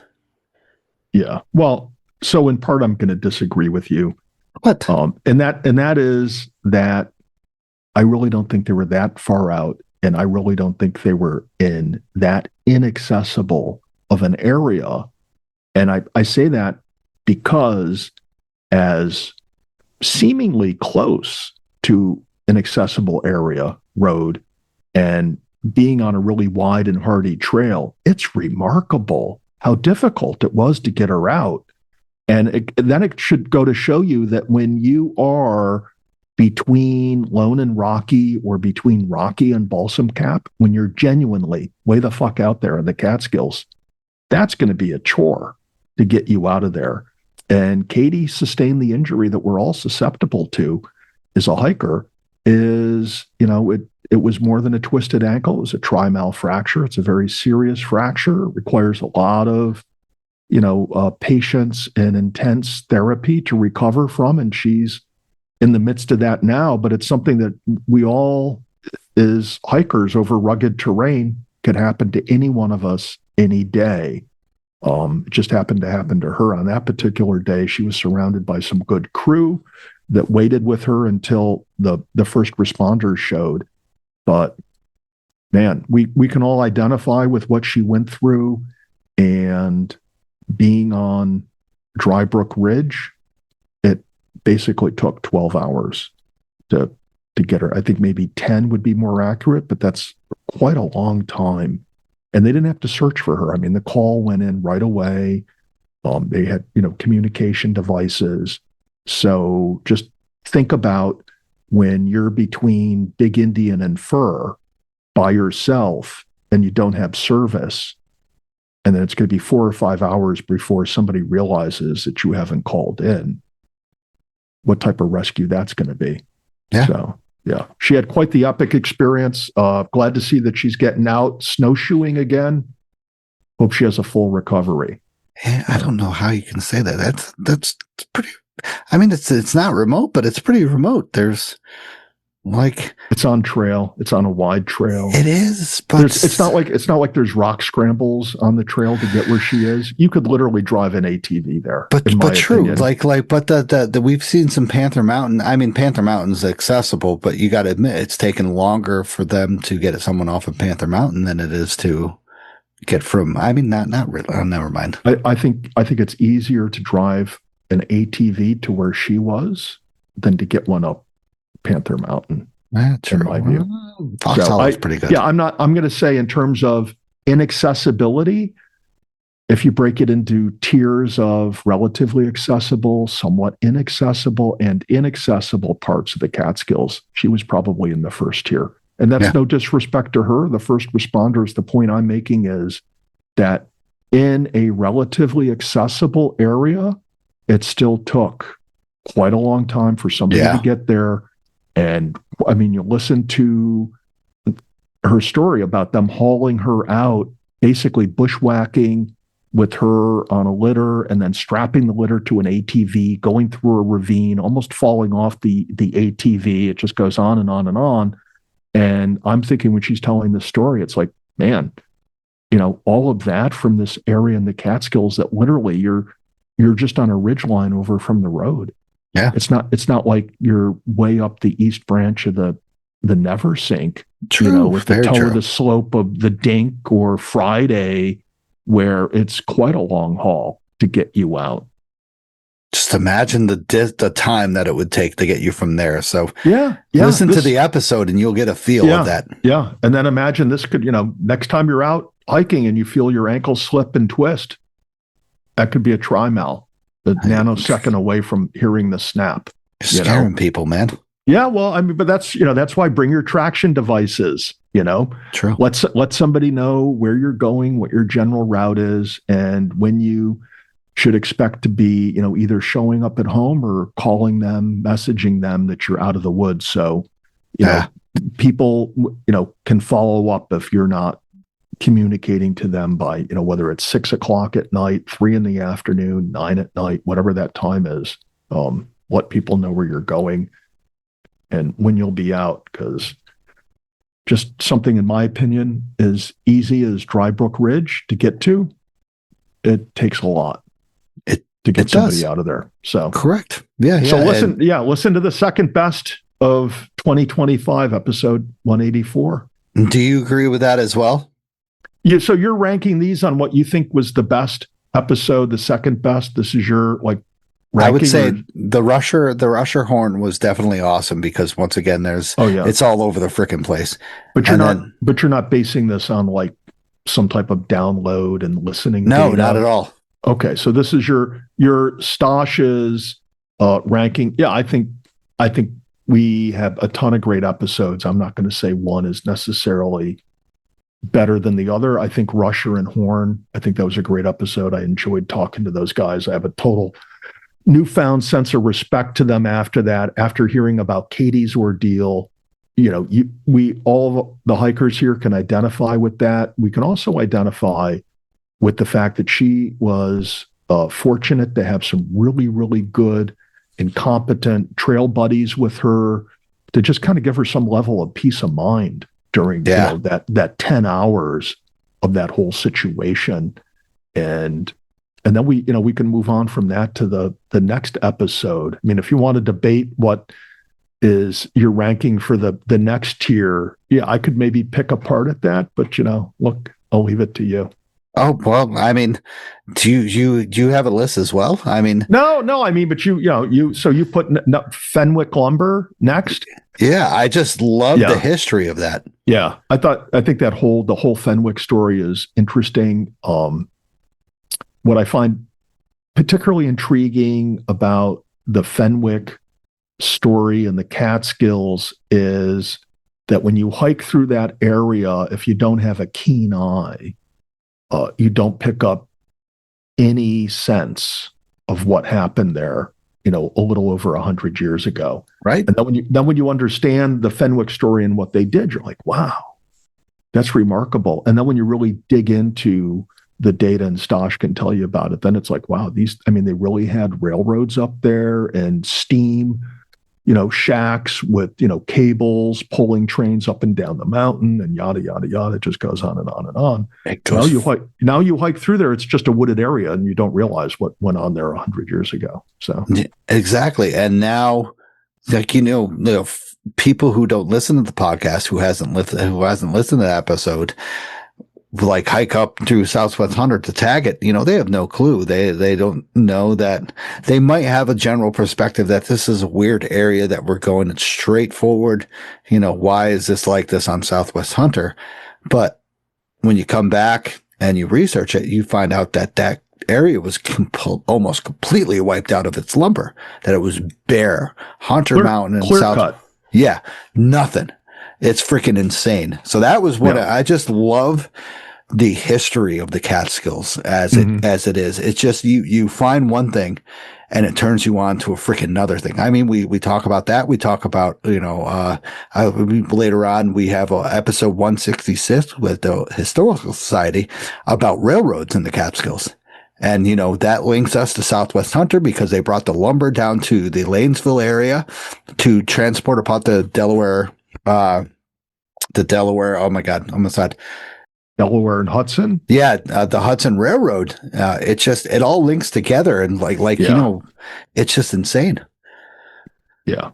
Well, that's, I think, one of the things that knowing the history of the Catskills helps you with. If you really get off trail in the Catskills and get out there to see what's there to be seen, you develop a whole new appreciation when you realize that this was kind of an area that was harvested the resources in this area, whether it was from taking bark off of the hemlock trees to harvesting slabs of sandstone quarries to make sidewalks and buildings out of in New York City, Poughkeepsie, elsewhere, cutting down trees for the purpose of making charcoal.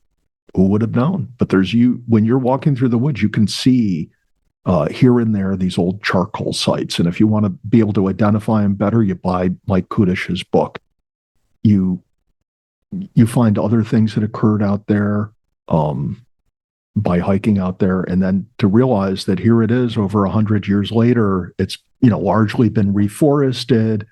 And in the meantime, between the harvesting of the rock and the bark, the farmers were there. They built these long farming walls and farmed it up to elevations at 2,800, 3,000 feet, cleared all these areas, pulled all these rocks to the side, made the walls, grew crops up there, animals grazed up there. And then lo and behold, you can hike out these trails. Like when you hike out the end of the Devil's Path off of Spruceton Road towards St. Anne's and North Dome, that whole area was farmland that you're hiking through. You wouldn't know it today, but if you go upslope towards St. Anne's, there's all sorts of old farmer walls up there.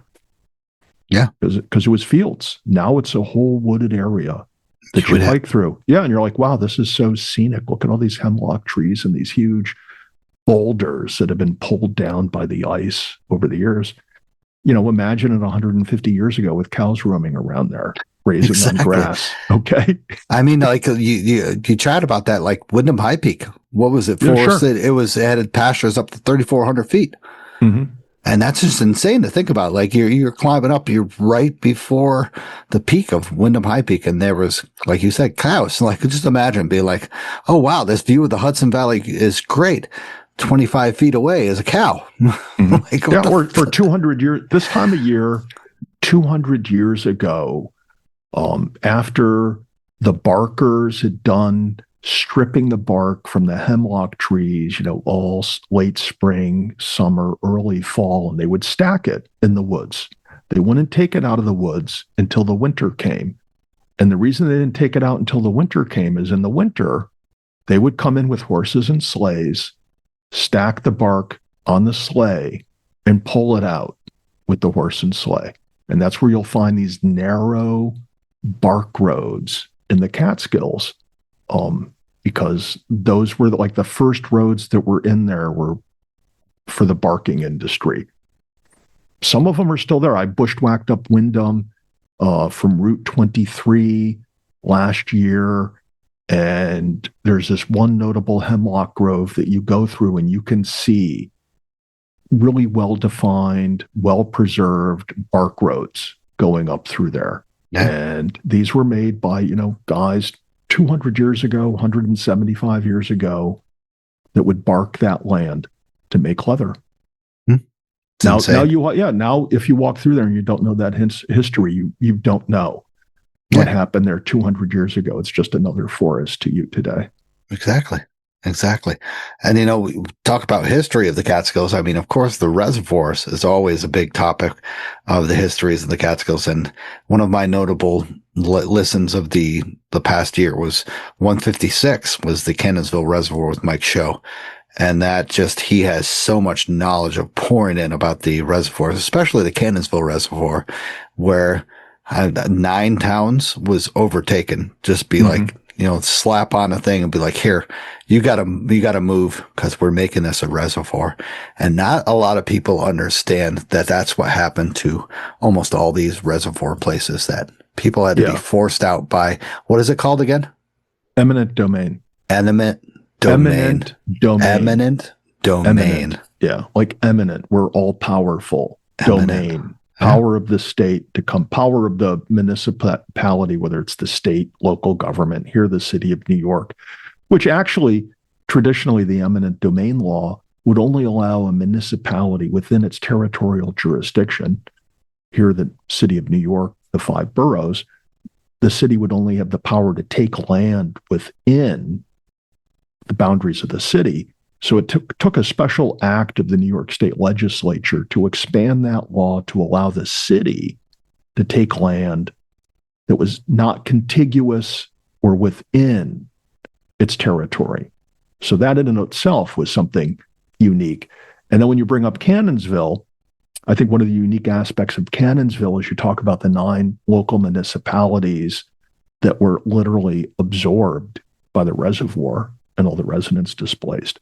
But in order for the Cannonsville to be built and filled up with water that otherwise would have gone into the Delaware River, you had to have the state of New York, the city of New York, battling with Pennsylvania and Delaware over the right to take water that either was going to flow in or was in the Delaware River. So a upstream municipality basically can't shut off the water going to downstream areas.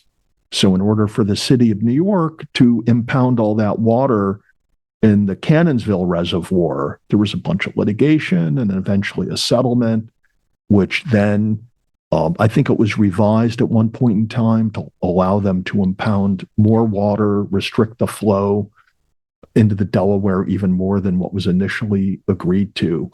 So you talk about somebody flexing their political muscles.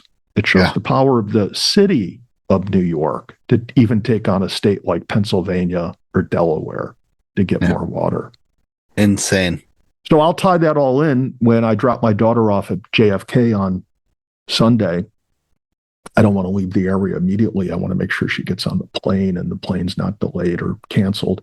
So I hang out in the area, and I usually hang out in Ozone Park, stop in a restaurant there. And so as I'm waiting for my food to be made and put on the table, they bring over a pitcher of water in a glass. And it's obviously, New York City reservoir water. High probability it came out of the Catskills. I think 80% of their water or greater is out of the Catskills. So then I thought about all the hikers relieving themselves up in the Catskills. Yeah, who did 3 days ago tagged us in the show. Yeah, so I'm kind of one with our listeners. And then, you say that, once again, Cannonsville Reservoir 156 with Mike's show. That was a great episode. And we keep talking about more history. Like the history of the Catskills goes so crazy that some people cannot comprehend that. Just it keeps flowing and flowing. Episode 165, we talk about the great Catskill Mountain House with Tom from Catskill Collectibles. And I mean, you can't say that the Catskill Mountain House was one of the great historic events of the Catskills, because it's just, once you read about it, if you don't know about it and you read about it, you will say that this was the spot of the Catskills that were for kind of, besides Thomas Cole, but forever remembered as this specific spot, the Catskills, just because, a freaking big hotel sat on a ledge overlooking the Hudson Valley with the most greatest view ever in the world, as considered at the time in the 1800s, and was high profile. People came there, they saw sunrises there that was just imaginable. The best food was there. They had fights about chicken wars and stuff. What else? It just goes on and on. It's just an incredible story. Yeah, and that was true way back when the Catskill Mountain House was at its prime, that if you were a very, very wealthy New York City person, you could take a vacation up there and you would brag about it, right? You would wine and dine with other rich people at the Catskill Mountain House, and that was a poshy place to go to and hang out, but not anymore. Yeah. Right now you're flying to Florida, you're flying out to Martha's Vineyard, you're going other places, and the Catskills is almost all but forgotten by the rich and elite in America. But one time, 150 years ago, more or less, it was at its pinnacle. So it's no longer in vogue, to stay at some poshy place in the Catskills. But if you have a fairly well broken in pair of hiking boots and a Helly Hansen windbreaker, you're welcome to go hiking up in the Cats. And Tom, shows us 165, how that used to be the spot of the Catskills. And, even Catskill Falls back then, was climbed by people with, skirt or like dresses and clothes that, that were crazy. So as I think about it, imagine this, that back then it was such a prominent place to go and had this ability to make such large sums of money. They actually built the Otis elevated railway to it. Yep. Right. It had its own special elevated railroad to go to and from the Catskill Mountain House. It's insane. There's no place in the Catskills. I don't think there's any place in the country that they do that for anymore. I mean, if you go ski in Aspen, Colorado right now, yes, Aspen does have its own little airport that you can fly your private jet into. Okay. Mm-hmm. But 150 years ago, 175 years ago, whenever it was, they built, a special railroad to go to and from Palinville, downslope up to the Mountain House. You can still see, the path of the railroad etched into the forest. I think power lines run up through there now. But that's the type of money that was invested in that.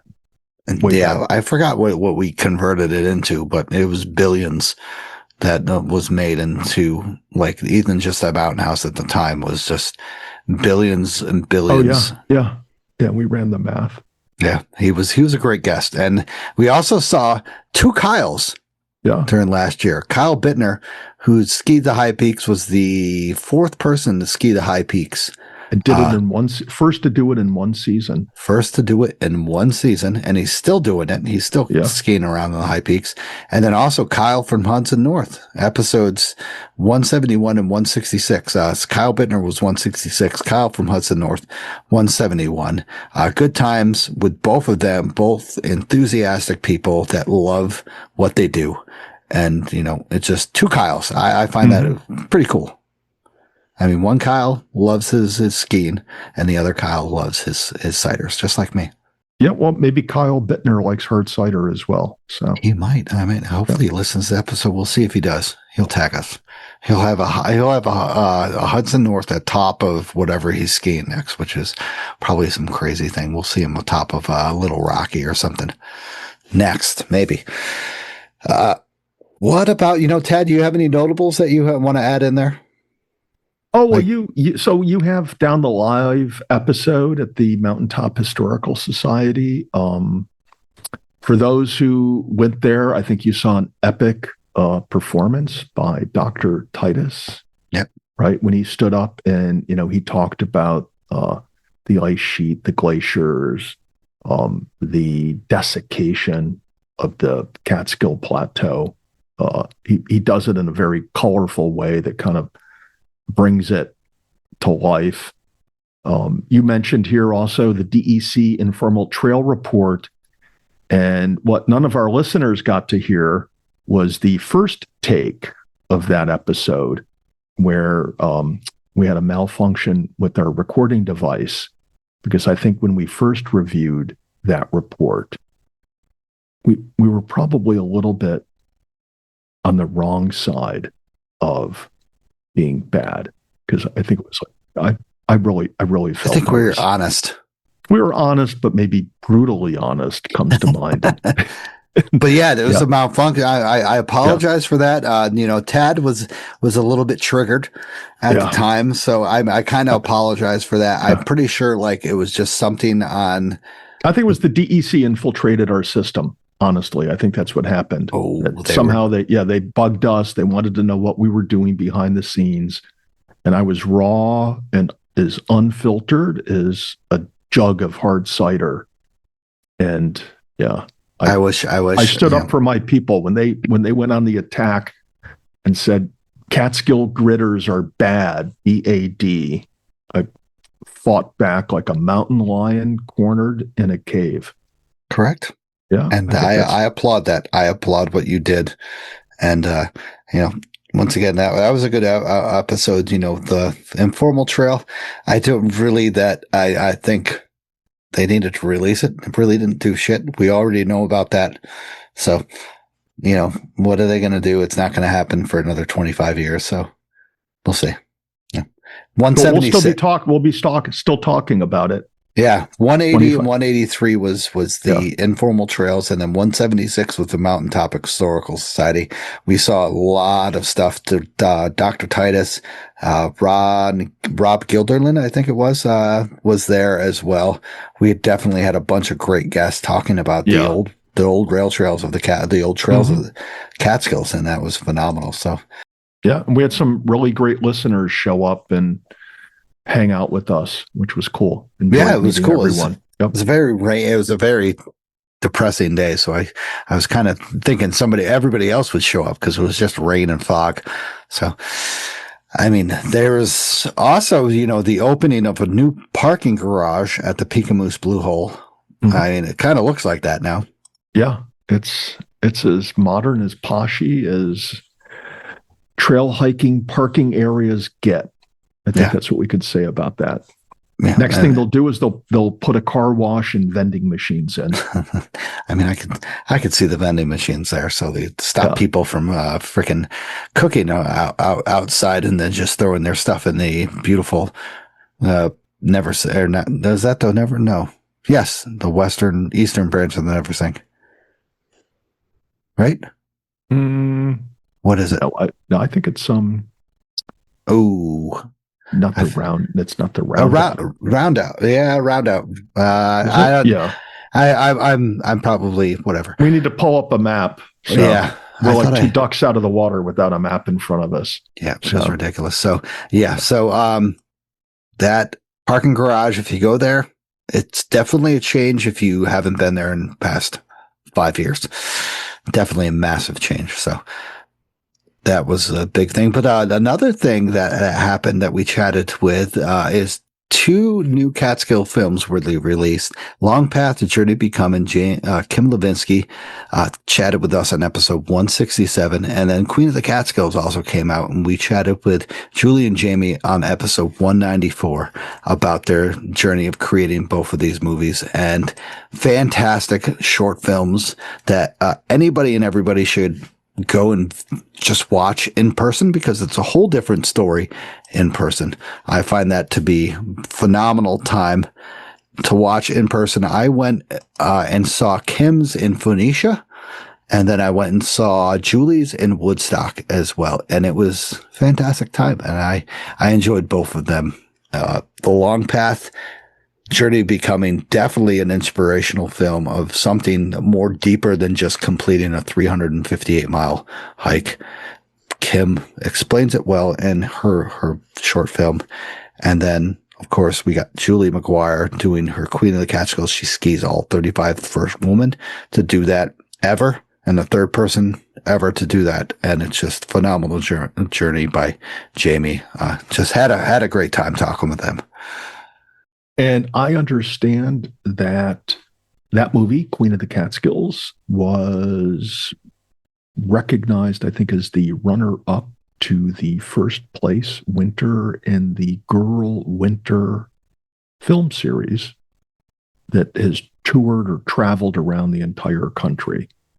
And obviously, there were a lot of great films that were shown as part of that series. I think all of them were great from what I can tell. And so for Jamie Kennard's production on the Queen of the Catskills, that's quite an honor to the two of them to get that. So cool. Yeah. I mean, we have a bunch of other stuff. Ken Posner's book, Chasing the Grid, doing that barefoot. That's incredible. Also, one of my kind of side favorite episodes that I enjoyed very much in doing, and a lot of people probably, I don't know if you agree with this, but just the enthusiasm and love that came out of this was the Monarch Butterfly episode with Marilyn 175.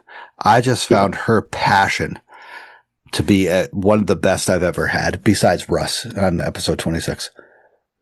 I'll agree with that. I thought, yeah, she carried a really cool vibe. It's a great story. It's a significant and timely topic, the peril of the monarch butterflies and the little things that we can do to help preserve and protect their habitats. So, Correct. What do you? I mean, any notable things that you have to bring about, or well, my favorite episode of 2025. Yeah. So I seem to remember we had this one really standout episode. I think it was sometime in July or early August. I forget who the guests were. It was two people, father, daughter, I seem to think, were on. Do you remember that one? Father, yeah, don't give me that face. Who was it? It was a father. The daughter had an interesting first name, and the dad's first name rhymed with dad, as I recall. Dad. And who was that? Do you remember? Oh God, But it was phenomenal. It was so good. I mean, they were such a tight, cohesive father-daughter combination. Good Something Lord. about driving around in a rented Jeep in Death Valley, sleeping in crappy tents from Walmart for the week, and eating trail food and drinking beer and watching sunsets and sunrises and rattlesnake encounters. That was a great episode. Yeah, it was awesome. Got to listen to it. It's funny that the guy that did the episode doesn't recall what episode number it was. Yeah, I think it was number 1. I mean, yeah. I mean, I'm trying to figure that out right now, but it's not. What the episode number? Yeah. Yeah. I mean, it's not cooperating with me. That's all right. It's a good. It was a great episode. Tad and Sophia Go Out West. That was what it's called. So check it out. Also, hot topics. We had some. We don't just want to preach about the episodes that we had, but we had some hot topics. Of course, Machilo Sensiri, the fiasco of him chasing up, cutting a switchback to get the fastest known time up the highest peak in the Grand Tetons. And it went on for months. We followed it for months, and we get, that the Grand Teton National Park area is going to trial with him once again, saying that he cut a switchback and was doing all this prosecution against him. And then he gets, what happens, Ted? What happens in the end? Yeah, he gets a pardon from Donald Trump. Yeah, I don't know how this happens. He was convicted. He was awaiting sentencing. I think the sentencing entailed either some level of imprisonment, the potential sentence, some level of imprisonment or fine or both, combination of both. And while he's awaiting sentencing, on a left field, he gets a presidential pardon. Interested. Yeah. Somebody must have had a really good email sent to him that pardoned him. It just that was just something else that we were following, and we were like, what the? Yeah, unexplainable, unexpected, just unbelievable.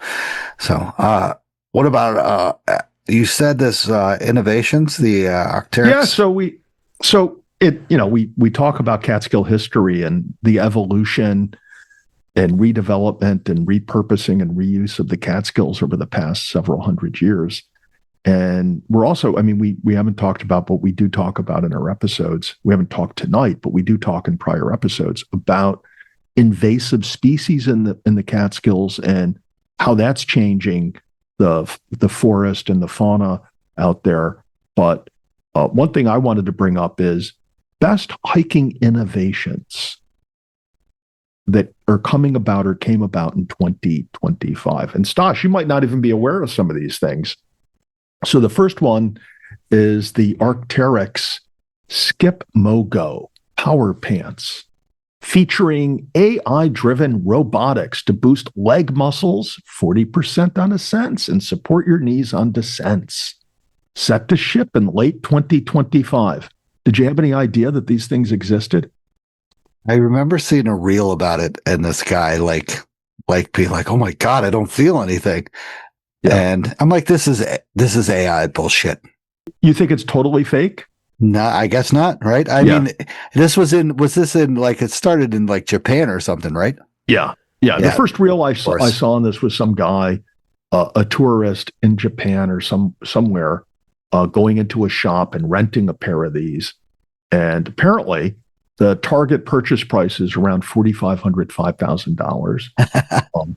So it's about the equivalent of, a 4-course meal at Snyder's Tavern, or you can rent them for $75 a day to wear these power pants that give you like some motor or leg assist to relieve muscle strain and promote knee stability while hiking. So what do you say, Stosh? Would you at this point in your life use power pants, even if they were free? Let's say they're free. You're given a pair for free, and you can now hike the Devil's Path in a day wearing your hours. Yeah. I mean, I would I would try it. Mm-hmm. Why the hell not? But still, like what happens if there is a malfunction and it like hyperextends your knee and your knee gets popped out and you're freaking blown out? Like, now you're like Katie on the trail. Oh, right. Like it just it scares the shit out of me that this guy that I'll find the reel because I know I've said it, but this guy is like walking and then all of a sudden the AI takes over and he's laughing. He's just like, holy shit, I can't feel anything. Like just imagine you're going up from, Roaring Kill to Pecoy Notch, casually gliding like it's nothing. Like, oh. So for me, part of mountain hiking is suffering. Part of doing this is learning what your limitations are. And that's something that I'm into. What do we call that, Tad, though? What do you call that? Being stupid. Well, now type 2 fun. Yeah. Getting into type 2 fun. That's fun to do that. But on the other hand, take somebody who has COPD. And if this is what it takes to get them to the top of Slide Mountain, then I think this is a great thing for somebody like that to have. Somebody who has any type of health or mobility issue, that this would help them get back out and enjoy nature. I see the justification, but I really don't say I look forward to going out and doing the Burroughs Traverse when you got all these people with like turbo-powered power pants zooming by me at 30 miles an hour. Okay? Correct. Yeah, that's just going to kill the vibe out there. Yeah. So it's going to say basically. Yeah, but if you see some like elderly person out with young people, like their grandkids, strolling someplace, and this is what the elderly person needs, or a younger person with some level of a handicap, I'm totally cool with that. But people with a lot of money pulling up in their Tesla and flexing in their power pants, fuck that. Stosh, where'd you go, man? Oh, just kidding. I don't understand why people think Teslas are so like expensive. They're not. They're actually very cheap. Yeah, I think they are really affordable. So, all right, speaking of affordability, I'll turn this into a segue. So for progressively increasing in popularity over the last 5, 6, 7, 8 years has been the Garmin InReach and other satellite messaging devices. But it seems to me that in 2025, we saw with the Apple iPhone, I don't know what, if anything, the Android-based phones have, but with the Apple iPhone, you now have a certain level of cellular connectivity that without not cellular, satellite connectivity. So without a cell signal, you can still use your cell phone, your smartphone, to contact emergency services. It doesn't have the same power and strength as an InReach device. It doesn't work in super remote areas. It doesn't work all around the world. I'm sure that's a level of connectivity that's just a few years or generations of these devices away. But the need for a Garmin inReach over the course of the next 2, 3, 5 years is going to diminish. Exactly. Yeah. So I think that's, obviously pros and cons. People would tend to take more risk when they have a greater level of connectivity. But then again, having connectivity when you need to get a hold of somebody, good thing. It is. And, like the old timers will say we never had this and stuff like that. But, I mean, when we're calling out for a rescue, when like some people up on Giant Ledge think they're in the middle of absolute nowhere and they call 911, or they do their 911 on their iPhone, and it gives them a precise location of where they are. They might be 15 feet off trail, but they have no headlamps. They have no signal. They have no way of notifying that the people are there. This is going to take hours upon hours when we have an iPhone that will just give their location out. Somebody, some local authority, like a local responder, can take a right-hand turn at that exact location and find them 20 feet off trail. I find that absolutely phenomenal where technology has come, even though technology has kind of taken over the world so far. Not so far, but it's going to become. But well, one of the interesting articles I read in the last 2 weeks was on that topic, that there is a new trend that's becoming increasingly popular for people to get off grid, to leave technology behind, whether it's even just in their house or outdoors, but to go more into an analog environment and to have a lower level of connectivity, because now you're just, it's pop up this, pop up that, AI trying to anticipate your next clicks, your next move, the next thing you want to buy. People want to just step back, get away from that, and, operate at a slower pace that is not the same pace as AI. So we'll see what happens. Who knows? This time next year, it just might be this whole podcast could be AI driven bots. It'll be that much more entertaining. Right. I hope not. I really enjoy this. So yeah. But at least everybody's name will be pronounced properly in the future. Correct. Oh God.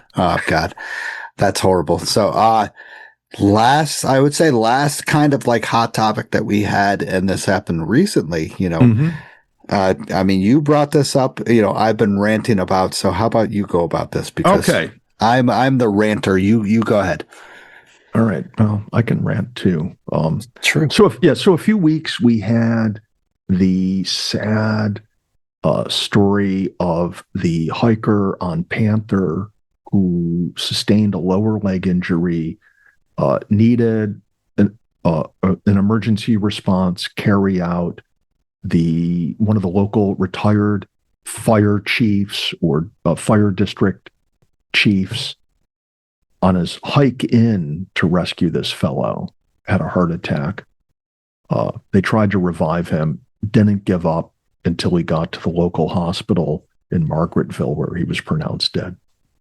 And this reached the highest level in the state of New York, where the governor of the state issued an order that flags be flown at half-mast to honor this fellow.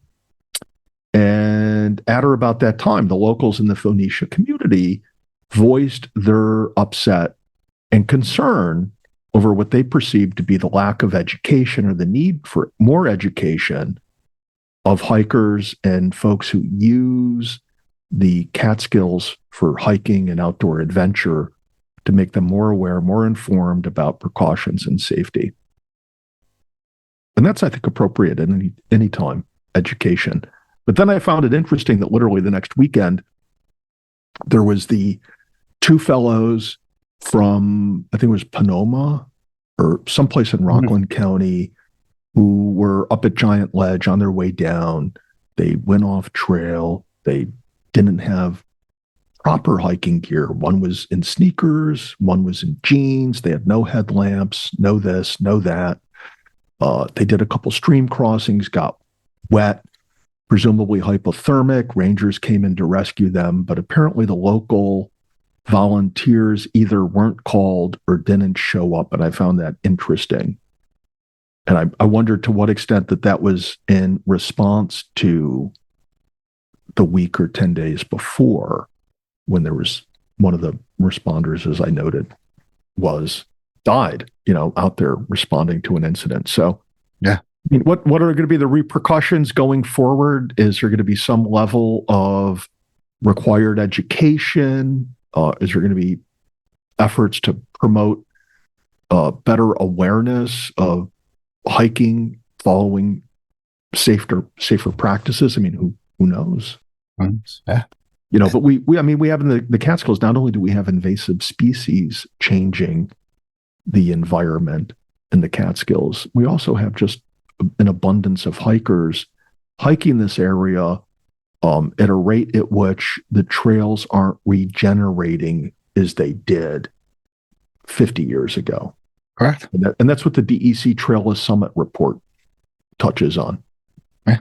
And you chat about that, there was this boom that they had like this in the 70s as well, when kind of everybody was connecting with nature and stuff like that, after Woodstock, stuff like that. We had people wanting to hike the Catskills, wanting to connect more with nature, and there was nothing out here. There was simply nothing. And that's when they first started continuing. Once again, we had the 3,500 began in 1967. So, I mean, that was a big, crazy boom, and we had nothing. It takes time, for us to adapt, especially, with social media. We've just gotten, like us, we're here doing this stuff with social media, with stuff like that. But we're teaching about the Catskills, and it's tough to keep up with the flow. We're only two people compared to how many hiked frickin' Giant Ledge and Panther, how many hiked Slide, how many frickin' millions of hiked Catskill Falls.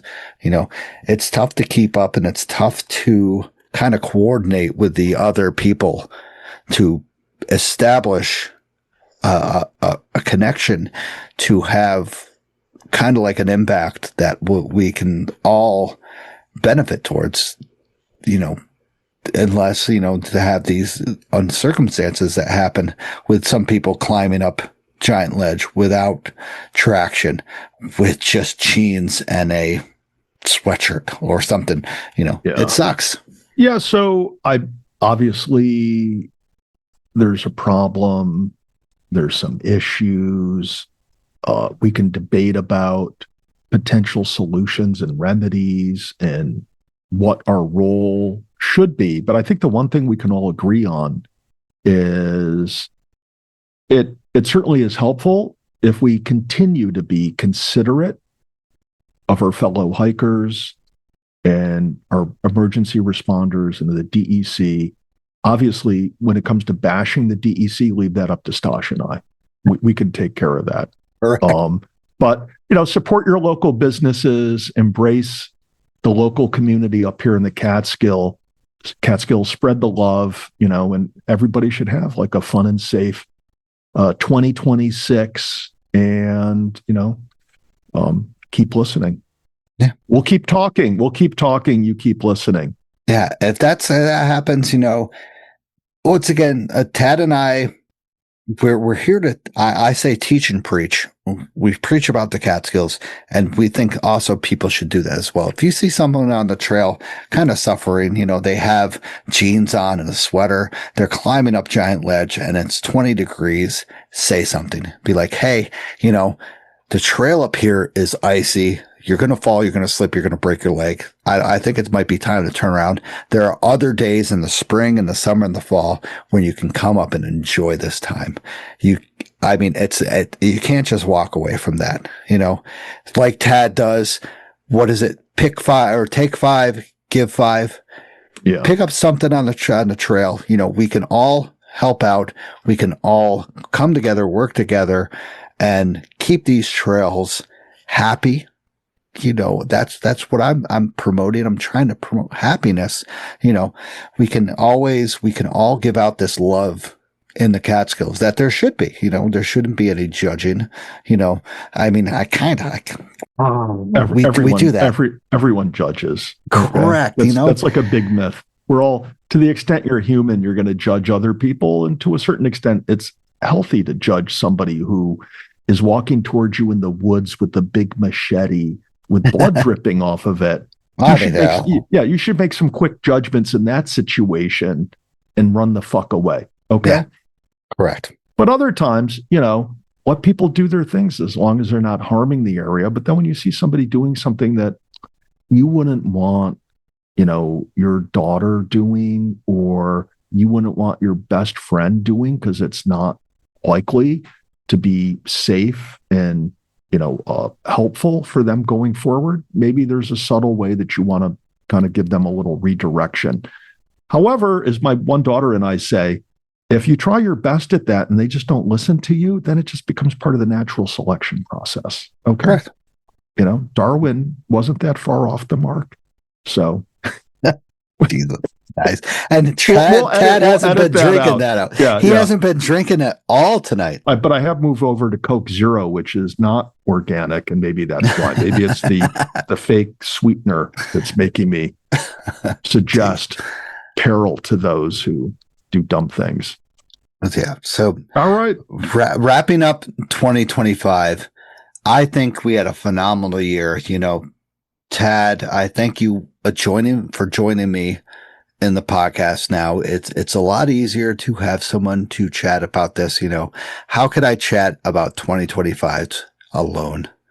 Like it's tough. Well, I think you could do it, but it just wouldn't be fun and interesting. It would suck. It would just suck. And I take the suck out of the podcast. And you add, once again, the intelligence, the knowledge and stuff like that. And the kind of like the vibe that just gives, it kind of balances between, people have said it balances between me. I just give off that funny vibe, that live, laugh, love. I mean, that's horrible. God, why did I say that? Kind of live vibe. And then you were there with the basic knowledge that happens. And I'm here with the dad jokes. I don't know if that's insulting or complimentary. I think it's complimentary. Yeah. Okay. And, we balance each other, and I really appreciate you joining on the podcast and you taking your time with the podcasts. It's, a lot of people think it's onesie twosie thing. It's not. Yeah. Well, look, Stosh, number one, thanks for that. And number two, before I got involved, I kind of had a sense that it's a lot of work. And now that I am involved, it's a ton of work that you do for the podcast. I don't think anybody really appreciates it. I get to see it firsthand. It's basically a full-time job for you. And kudos to you for doing it solo for all those years. And then frankly, kudos to you for putting up with me, because I just kind of come along and just do my thing without preparing anything. And you're just, you take it in stride. So thank you. Yeah. Thank you. Thank you to the listeners. Yeah. And thank you to our listeners. You guys are all, and gals are very cool. Correct. So post-hike brews and bites. Now that the love fest is over, we'll move on to what really means. Live, laugh, love. Yeah. God, I want to shoot myself now for saying that. I really apologize for that. Yeah, I kind of felt sexually offended by that, trying to hit on me right on air. Okay, post-hike brews and bites. Yeah, I want to just point out that Mabes, which was a cool place on Route 28, I stopped there a few times, 5 or 6 times over the course of a couple of years. Obviously, it wasn't enough, and other people weren't stopping in there enough, because in May or June of this past year, it shut down. So that's sad to see. The space is vacant now. Hopefully, another restaurateur will open up there and offer some cool things, whether it's coffee or food, or coffee and food. That would be nice. But until then, if you don't already know, my favorite place to hang out after a hike is Local Goods on Route 28, just down the road from Bread Alone outside of Boyceville. They got a great selection of beer, food in bags, sometimes called pretzels and potato chips. They got that stuff there.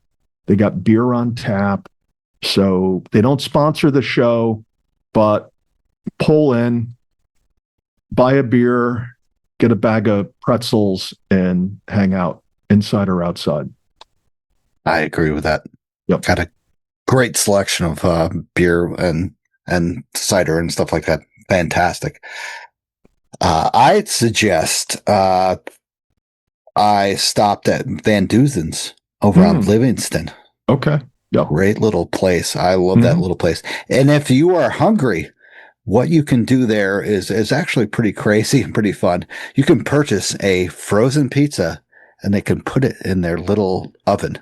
Oh, okay. Cook it up for you. That's like going to Stewart's, but now they add the waiting component because Stewart's does sell pizza, and they have this little device that spins it around out front by the cash register where they age it. And when it's a few days old, I think that's when their pizza at Stewart's is the best. It has so much in preservatives that it never goes old. But what I'll say about Duzen's in Livingston, is it Van Duzen's? Yes, Van Duzen. Yeah, Van Duzen's is in the summer. They have soft serve ice cream. Oh, yeah. So you can swing by. They have cold beer if you want a beer, or you can get a soft serve ice cream. They have seating outside. It's kind of a cool place to hang out after a hike. Or if you're out gridding and you did like Westkill and you need to head over to Bear Pen and Vlaai, and you're going to hike them from the north, you're going to go right by Van Duzen's. Yep. Stop in, grab an ice cream cone, head over to Bear Pen Vlaai. Make gridding fun again.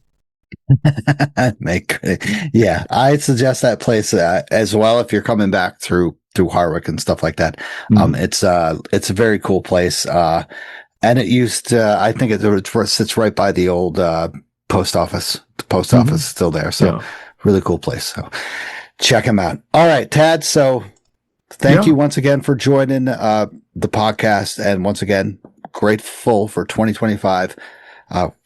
We kicked ass. The fan kicks ass. So and you'll find out next week's guest actually contacted us to get on the show, and they have is it a publicist? I mean, they have some fancy person, that gets a hold of people for them.